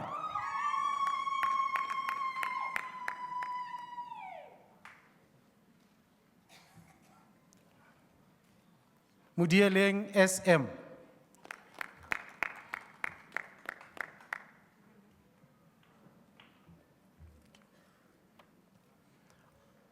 Mullo M,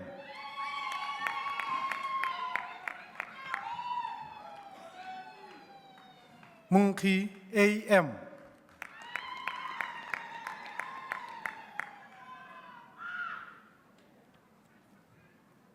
Morema ME,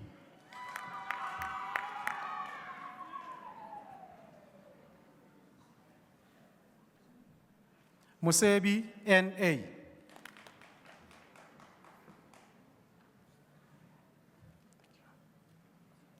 Musime DM,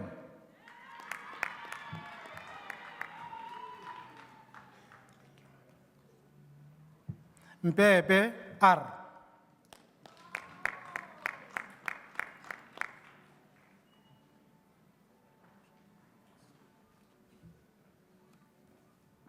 Mpatswani L.A.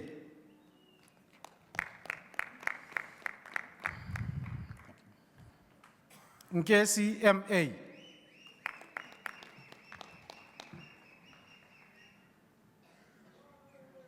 Nkasi N.P.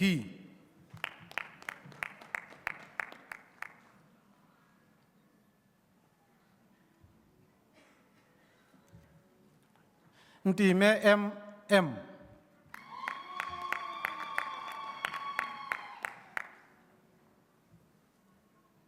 Ntlama M.B.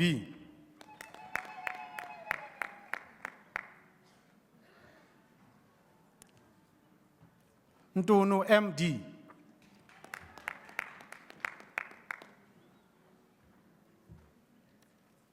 Phela C.M.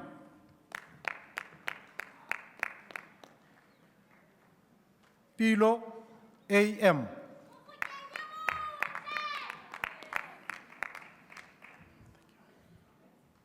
Pretorius M.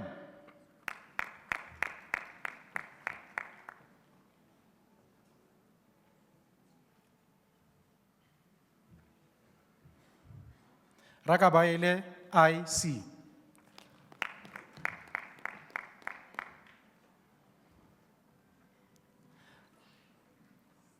Radibaka I.M.M.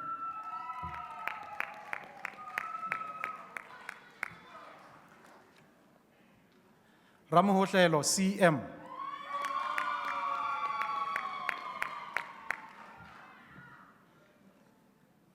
Sibilo M.E.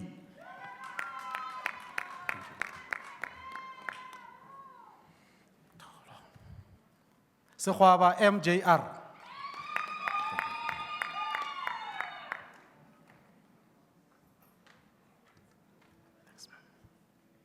Sehapi M.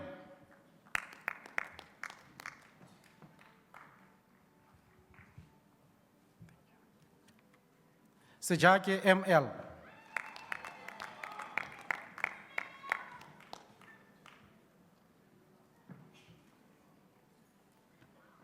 Khonyana H.L.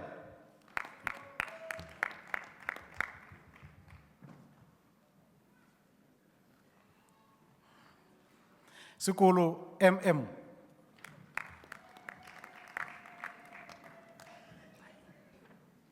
Skiti A.P.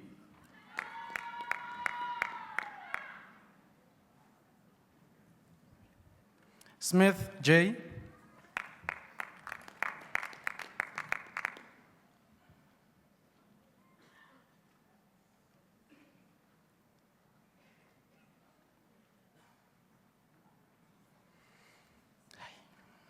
Smith V.N.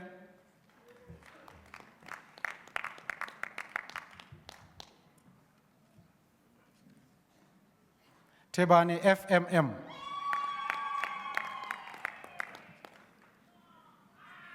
Tejani M.C.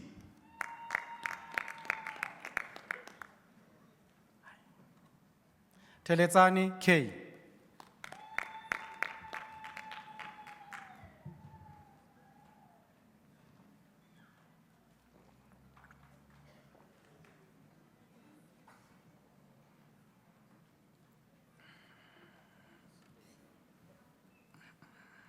Tseka T.M.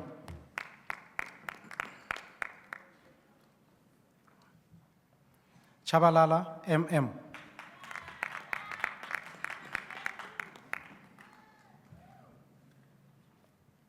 Tsweu M.E.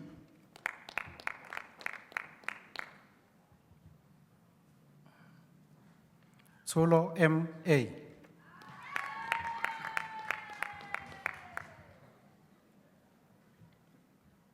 Fulyun C.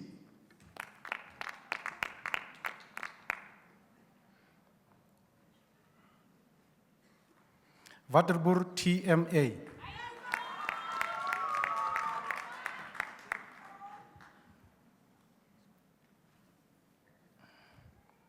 Yiga E.C.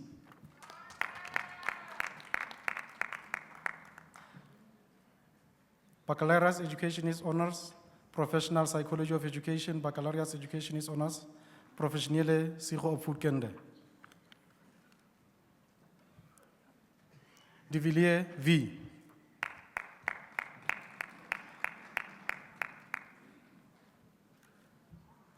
Dlamini M.T.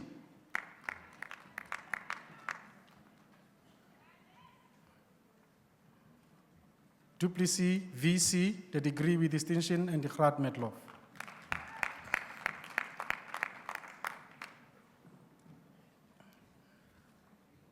Espach C.M.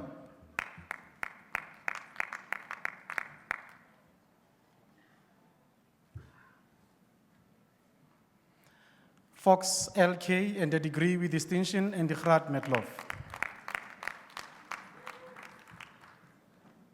House K.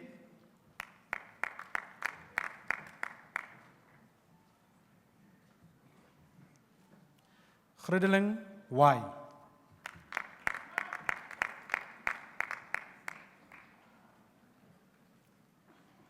Hatting H and a degree with distinction and the Graad met Lof.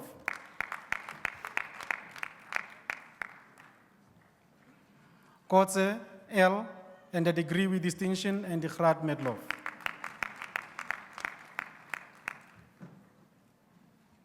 Lechanya P.V.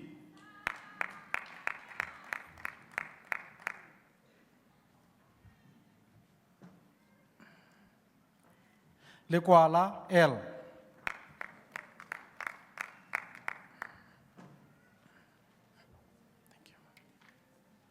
Litsie M.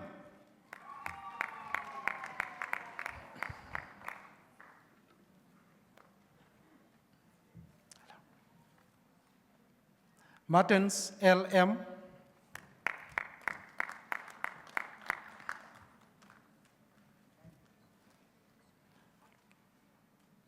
Maduke M.I.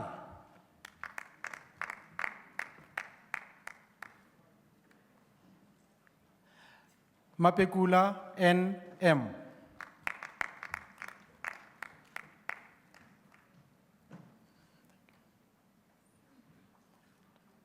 Mauset L.A.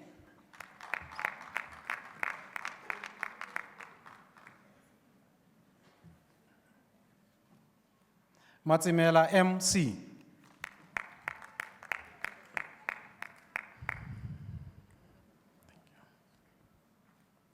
Mukhele M.J.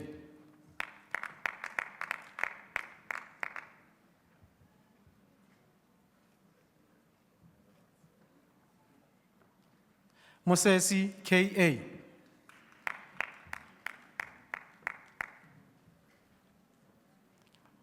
Ngani M.C.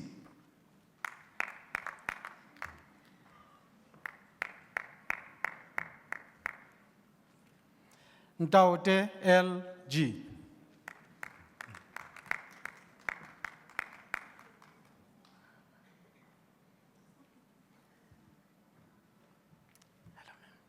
Oosthuizen J.S.M.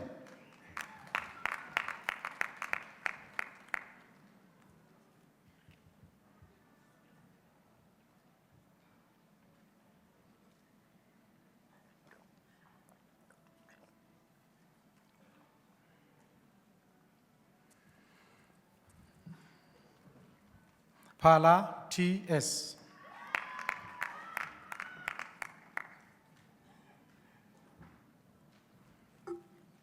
Paila M.A.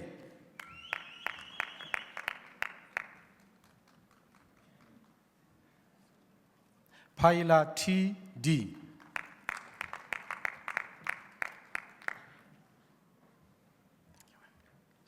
Pakwe J.M.M.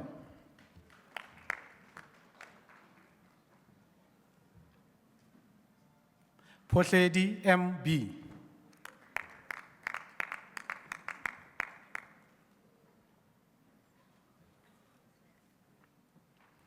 Potgieter N and a degree with distinction and the Graad met Lof.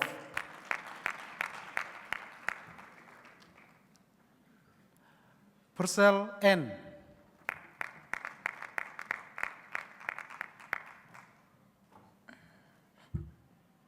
Retief J.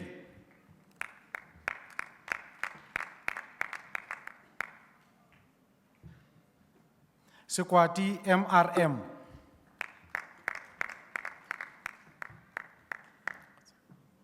Sello MA.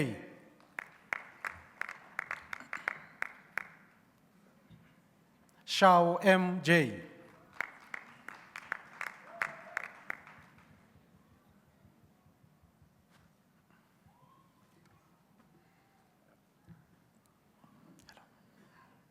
Simmons JM.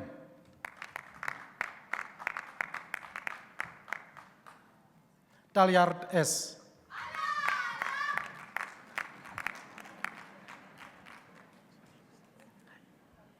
Tini A.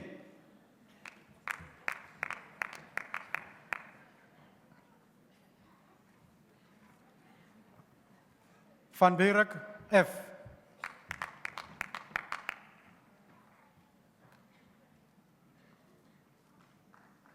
Van Zeel R.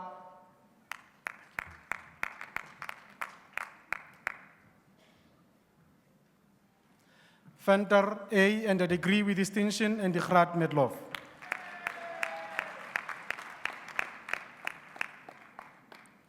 Wenzel R.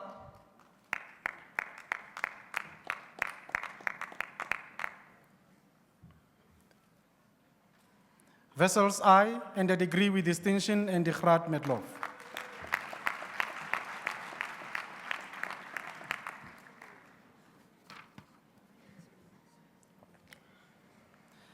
Mr. Chancellor, I have the privilege to request you to award the Dean's Medal to the following candidates.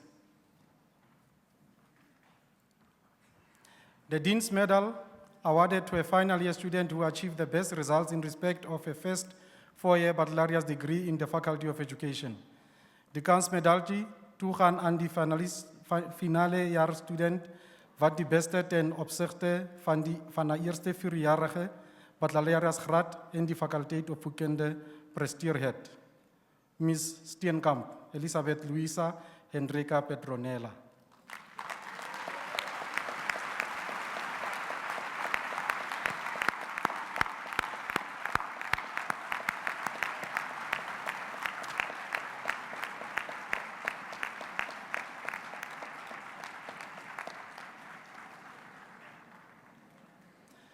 The Dean's Medal awarded to the best honors degree student in the Faculty of Education, de medaltje toegaan aan de beste honoris graadstudent in de faculteit opvoedkunde, Ms. Kotze Lien, Baccalaureate Education is Honors, Professional Psychology of Education.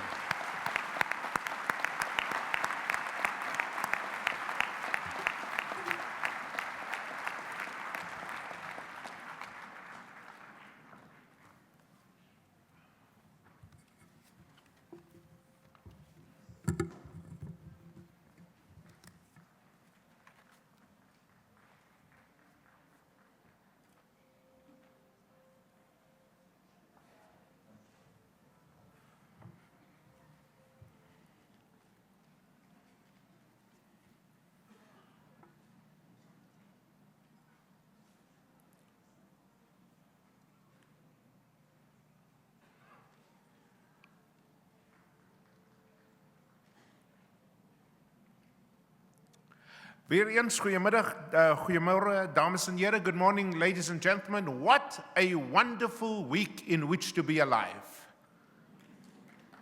Not only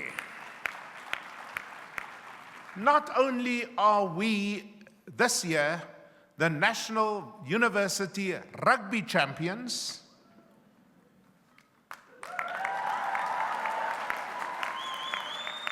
we are the National University Netball Champions. We are the National University Tennis Champions. The most beautiful woman in the world comes from Kofsis.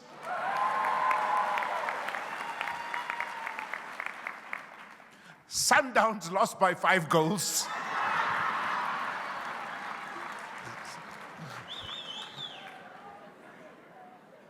Oh, that brings much joy to the heart of a Buccaneer. And here you are today, these beautiful students of ours. Give yourself a round of applause. You just look good. You look good.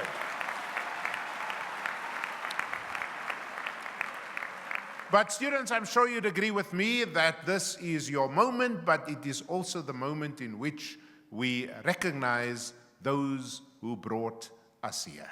You see, you did not get here by yourself. There was a Mrs. van der Merwe yesterday who didn't have a cent to come from another province to see her daughter graduate. Their businesses went bankrupt. They didn't have a cent.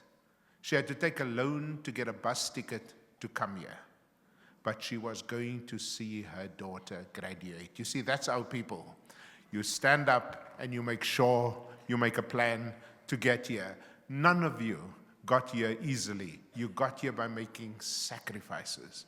You got here because the people over there had to make loans, had to go to the banks, had to appeal to the family treasurer just to make sure you have enough money. How do I know that? Because I saw you in my office. Many of you here, I've seen you. You've been here for 4 years, some of you 10 years, but I have seen you, And I've prayed with some of you, and I've cried with some of you, and today is your big day. You're getting your diploma, your certificate, and your degree. It wasn't easy. Would you, students, rise and give a round of applause to those people to say thank you? Just to say thank you.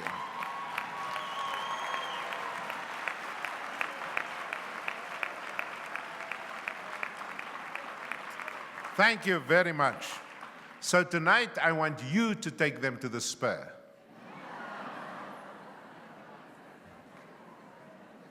And let me also just say that you are now a convocant. Do you know what that means?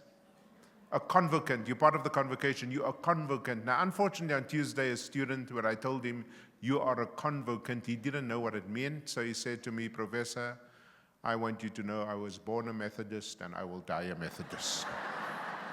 I said, man, this is not about your religion. You might not have seen the fine print in the yearbook, but it says your first check comes to the University of the Free State. You might just not have seen it there, But as is common in our culture, we not only thank our parents and our families and our grandparents for bringing us to such a great event, we also, in my culture, you always thank your teacher. The Chancellor, who's a distinguished microbiologist himself, I was so moved yesterday when he saw one of his teachers from his primary school years, and he made the man stand up to say thank you. So can I ask you, for the teachers over here and over there and on the stage, the people who taught you, would you mind giving them a round of applause?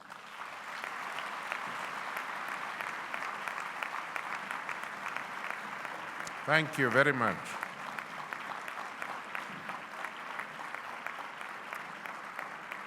Thank you. Now, I have to say this to you. I change my speech every year. We have eight graduation ceremonies this week. Later this afternoon, there's the final one for the week. And each graduation ceremony, I tweak a little bit, but the message is basically the same, But when it comes to teachers, to my profession, I give a slightly different message altogether because it is our students. I just want to tell you this. The big difference, please don't take this personally, the big difference between you guys, between us, and all the other students I saw, the BA students, the, media studies students, the social science students, the big difference between us and them is we look sad. We look as if we lost a relative. We look as if the world's problems are all on our shoulders. Now, I'm sure there are good sociological explanations for that. I'm sure about that. But for heaven's sake, you are not going to inspire a kid to become a teacher if you look as if you don't want to be there. You've got to go running through the gates of your school every morning saying, praise the Lord, or whoever you praise, and go through that door and make sure that they understand this is the best profession in the world. But if they see on your face a divorce paper, if they see on your face a family death, if they see on your face a Sundowns loss, then they are going to think that the world is like that. I was a dean at the University of Pretoria. I'm a vice chancellor here. Let me tell you something. When I ask white Afrikaans kids, especially girls, why they want to become teachers, they would always say, "Ooh, professor, dis my juffrou wat my Engels gegee het in graad 4. Dit is my wetenskaponderwyser in graad 10. In other words, they would refer to somebody who loved them, who inspired them, who walked on. You know what one of them said to me? That for years she didn't think a teacher goes to the toilet. In other words, teachers did not produce waste. They walked on water. And that is why you would find in every university in South Africa, the most of the people who become foundation phase teachers are not black. They're white. That's because they have role models, people they look up to. Did you know in an Afrikaans school, you never see a teacher walk? I've done research all my life in schools in South Africa. You never see a teacher walk. Go to an Afrikaans school. The teachers run. They call it a draf stappie in Afrikaans. It's as if you know something is going to happen. The principal might just see you outside of class, so you're always running. When you go to our schools, the black schools, you know that expression in Afrikaans, môre is nog 'n dag. Hakuna matata, don't worry, be happy. No, ladies and gentlemen, if we are going to change the schools in this country, we are going to have to, at the very least, look alive, even if you don't feel alive. Do you know what the top school in math and science is in this country?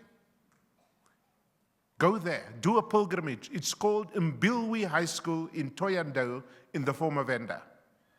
When I feel depressed, I go to Mbilwi. Most of the students who get honors degrees in geology come from one school. That's Mbilwi High School. They have 2,000 students in matric. They outperform all the advantaged schools throughout Limpopo province. And nobody gets math and science without at least 80%. You know why? The chemistry teacher is from Zimbabwe. The physics teacher is from India. When they teach, and I've got the video, if you want the video, I'll give it to you. When they teach, those kids are jumping out of their chairs. How do you jump out of your chair for inorganic chemistry? It's the most boring bloody crap in the world. Not at Mbilwi. When the biology teacher there talks about a bladder infection, you wish you had one. Because they make the subject matter so incredibly interesting. Go and look in our science faculty. Half those students there who are in the top 80% and plus come from Mbilwi High School. It used to be like that, Chancellor, for your old high school in Tabanshu. And that's what we're trying to do in our country, to create schools. Now, why do the kids, remember, children are always the dependent variable. What does that mean? That's why I don't believe there are bad kids in the world. Bad parents, yes. Bad teachers, certainly. But there are never bad kids, because kids are the dependent variable. What does that mean? It means that their behavior is determined by something else. Or in this context, by somebody else.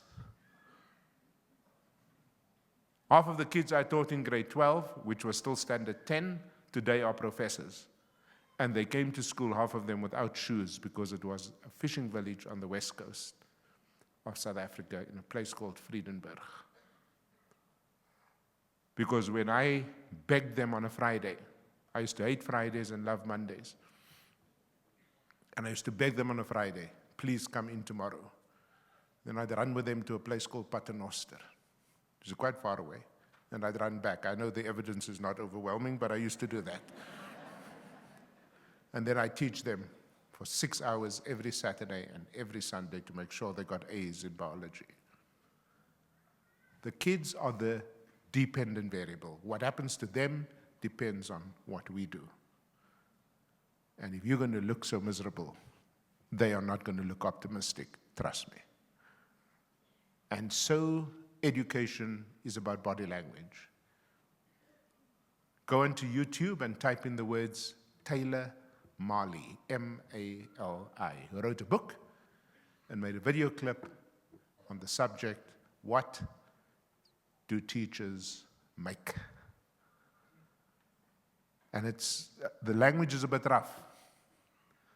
But when business people and corporate giants stand around him at a cocktail party, they make fun of him and they say, "Hey, Taylor, what do teachers make?"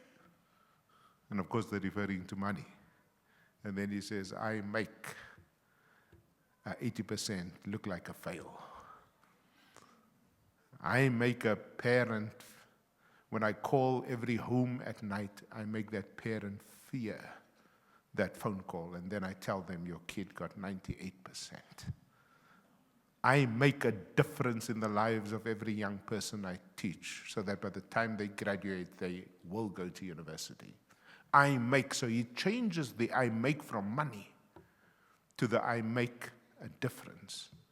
But you cannot make a difference. I don't care how much knowledge you have and how many degrees you have, but if you do not, in your spirit as a teacher, inspire people to walk on water, then you're not going to make it.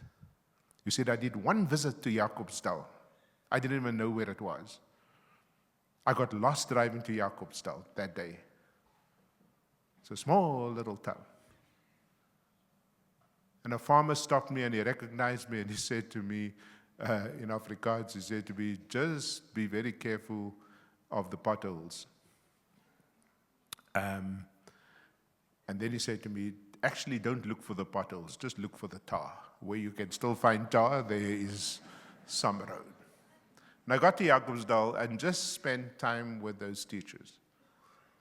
You know, one of those teachers came across the stage here. Did you know she got, at Koffsie's, 3 degrees in 4 years, at the age of 45, with 36 distinctions in all the subjects.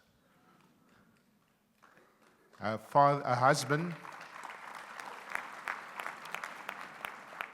husband is struggling as an emerging farmer there in Jacobsdal. As a young black woman, she was told, "There's no way you're going nowhere when you finish school because you don't even have university qualifications." At 3 o'clock this morning, I wrote her a letter of reference to do a PhD under a Fulbright scholarship in America, which she will get. But she started here in Velvicia Courses as an overgrown woman student with her daughter. Her daughter's dropped out, but she stayed in 3 degrees in 4 years, simply because what she says was a 10-minute speech like the one I'm doing with you today. We love you. We are incredibly proud of you. But we don't just want you to show up. We want you to make a difference. God bless you. Thank you.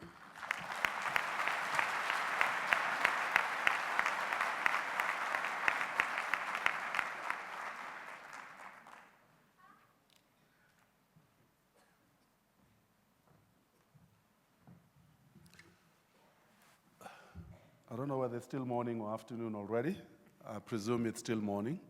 Good morning again, ladies and gentlemen.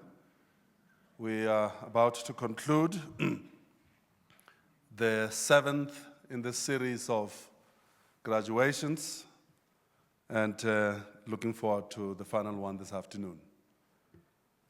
All that's left of me is to say a few thank yous and a few words to our graduates now here today.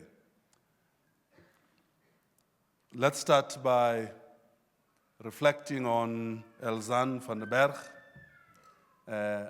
Fortunately, she's here for this session. For the first 6 graduations, she would come in be introduced by the Vice Chancellor, and then would get off the stage after that, but she's in the hall. I'm going to ask her to stand. Elzan, where are you? There she is again. Congratulations, and we wish you well when you go to the Miss World. Congratulations, ma'am.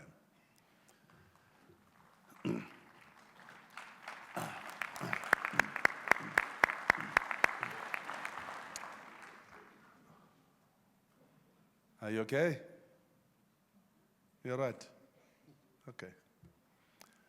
And the young Delia Maumakwe, who is not here, who started us off, and that beautiful angelic voice, and she's going to become an industrial psychologist with that beautiful voice. Let's again give her another round of applause.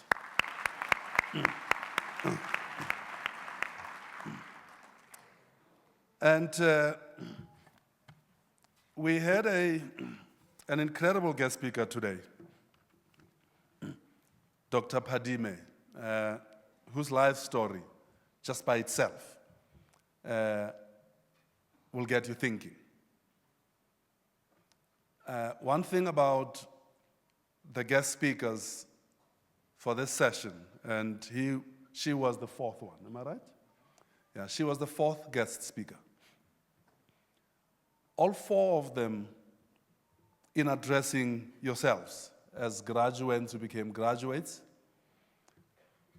there was a common theme running through their messages, suggesting that you'll be the key, and she used a different term today. She said you must become the agents. All of them, in their messages, and the messages come from their own life stories, said you must have the guts to challenge the status quo. You must have the guts to dare to dream that it could get better because you are there. All their life stories have in them an element of stepping out of the comfort zone. Leanne Manas said yesterday, the comfort zone is the best place to be because nothing grows there.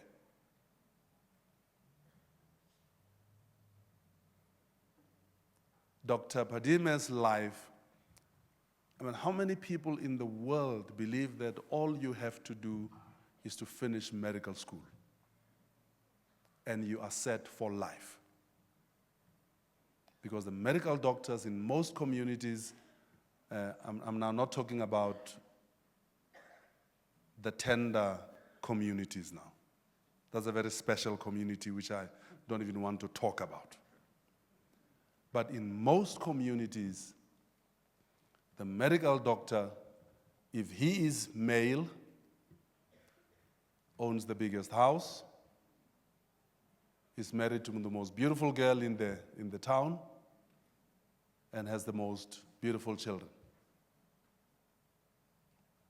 And many would aspire to that. Many would aspire to that. Now, here's a person who is in this profession and decides that this is not the best space for me to be in. I'm going to walk us away from this space that so many people aspire to be into. But I'm going to do something else. I'm going to take a risk. I may fail in what I'm going to do, but I am going to take the risk. And she takes her life, she writes a book, and the book changes how the medical profession looks at itself. And she's saying her life says to all of us that she could have stayed in the comfort zone, not of a clinic in Khayelitsha. She could have stayed in the comfort zone of a private practice in a very comfortable setting in this country. Come in at 9 o'clock in the morning and step out at 4 o'clock in the afternoon. She took a risk, and she talks about how her life, she hopes that her life and the choices that she made impacts on her two daughters. I certainly wish that her life story impacts on yourselves. I certainly wish that we take this thread of the message that came through the 4 keynote speakers here this week, who said, yes, the comfort zone is the most comfortable place to be, but because nothing grows there, you'll just sleepwalk your way through life. Believe that you can be the change. Believe that you can be that key that's going to transform not just your life, not just the community in which you find yourself, not just the country in which you live, but the continent, but be the change agent in the world. It's been 4 powerful messages. You caught the 4th of the messages, but trust me, the thread in those messages has been consistent. The Vice-Chancellor requests that all those who got distinctions, their degrees with distinctions, please remain behind as everybody else moves out for a group photo with the Vice-Chancellor. Something else has become evident this week, and I'm still trying to make sense of its meaning. Those who got distinctions, please rise for us to acknowledge and recognize you. Could you please all rise?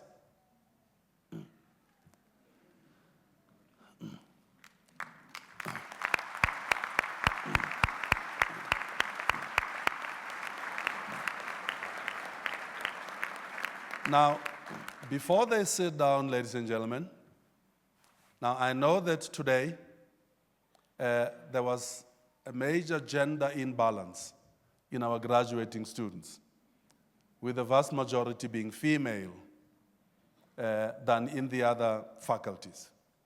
But even with that, I want you to recognize the fact that easily 90% of the people who are standing as I speak now are female.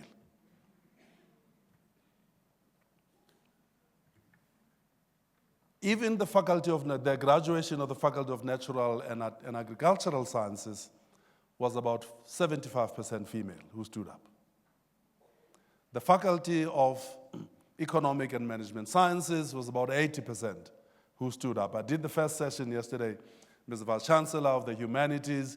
It was about 8% females who stood up. Something is happening in the world. Something is happening in this institution. Something is happening in this country, that the stereotype that for you to be brainy, you have to be male, is being blown out of the water. The world is just about to become a much better place because those oppressive forces that kept the females of the species down are evaporating, and they are revealing themselves as the stars of humanity, and the world is just about to become a better place. Congratulations to you ladies and the few gentlemen who are standing.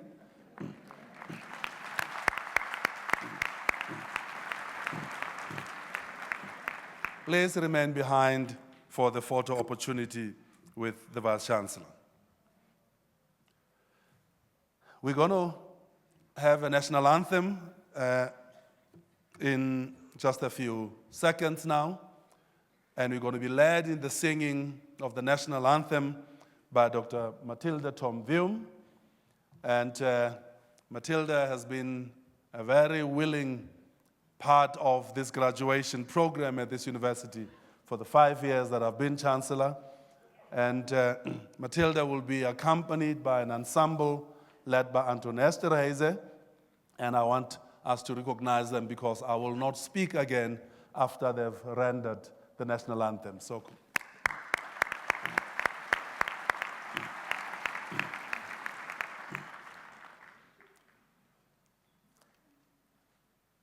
ladies and gentlemen, the acting dean, I must congratulate you.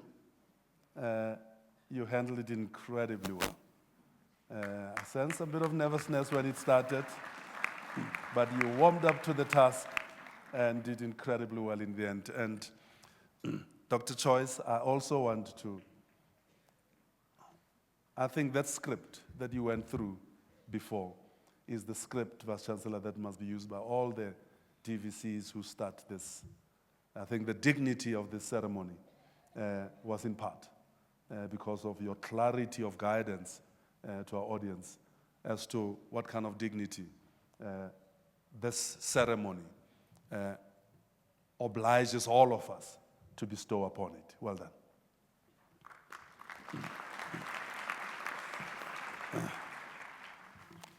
This brings us to the end of the proceedings. The university takes great pleasure in inviting you for refreshments in the examination venue, EXR 4, which is to the east, which means to the right as you walk out of the hall.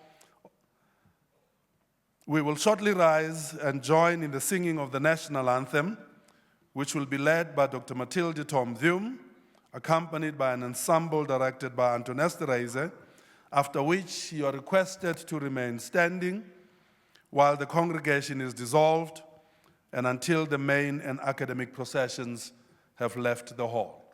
Shall we please rise?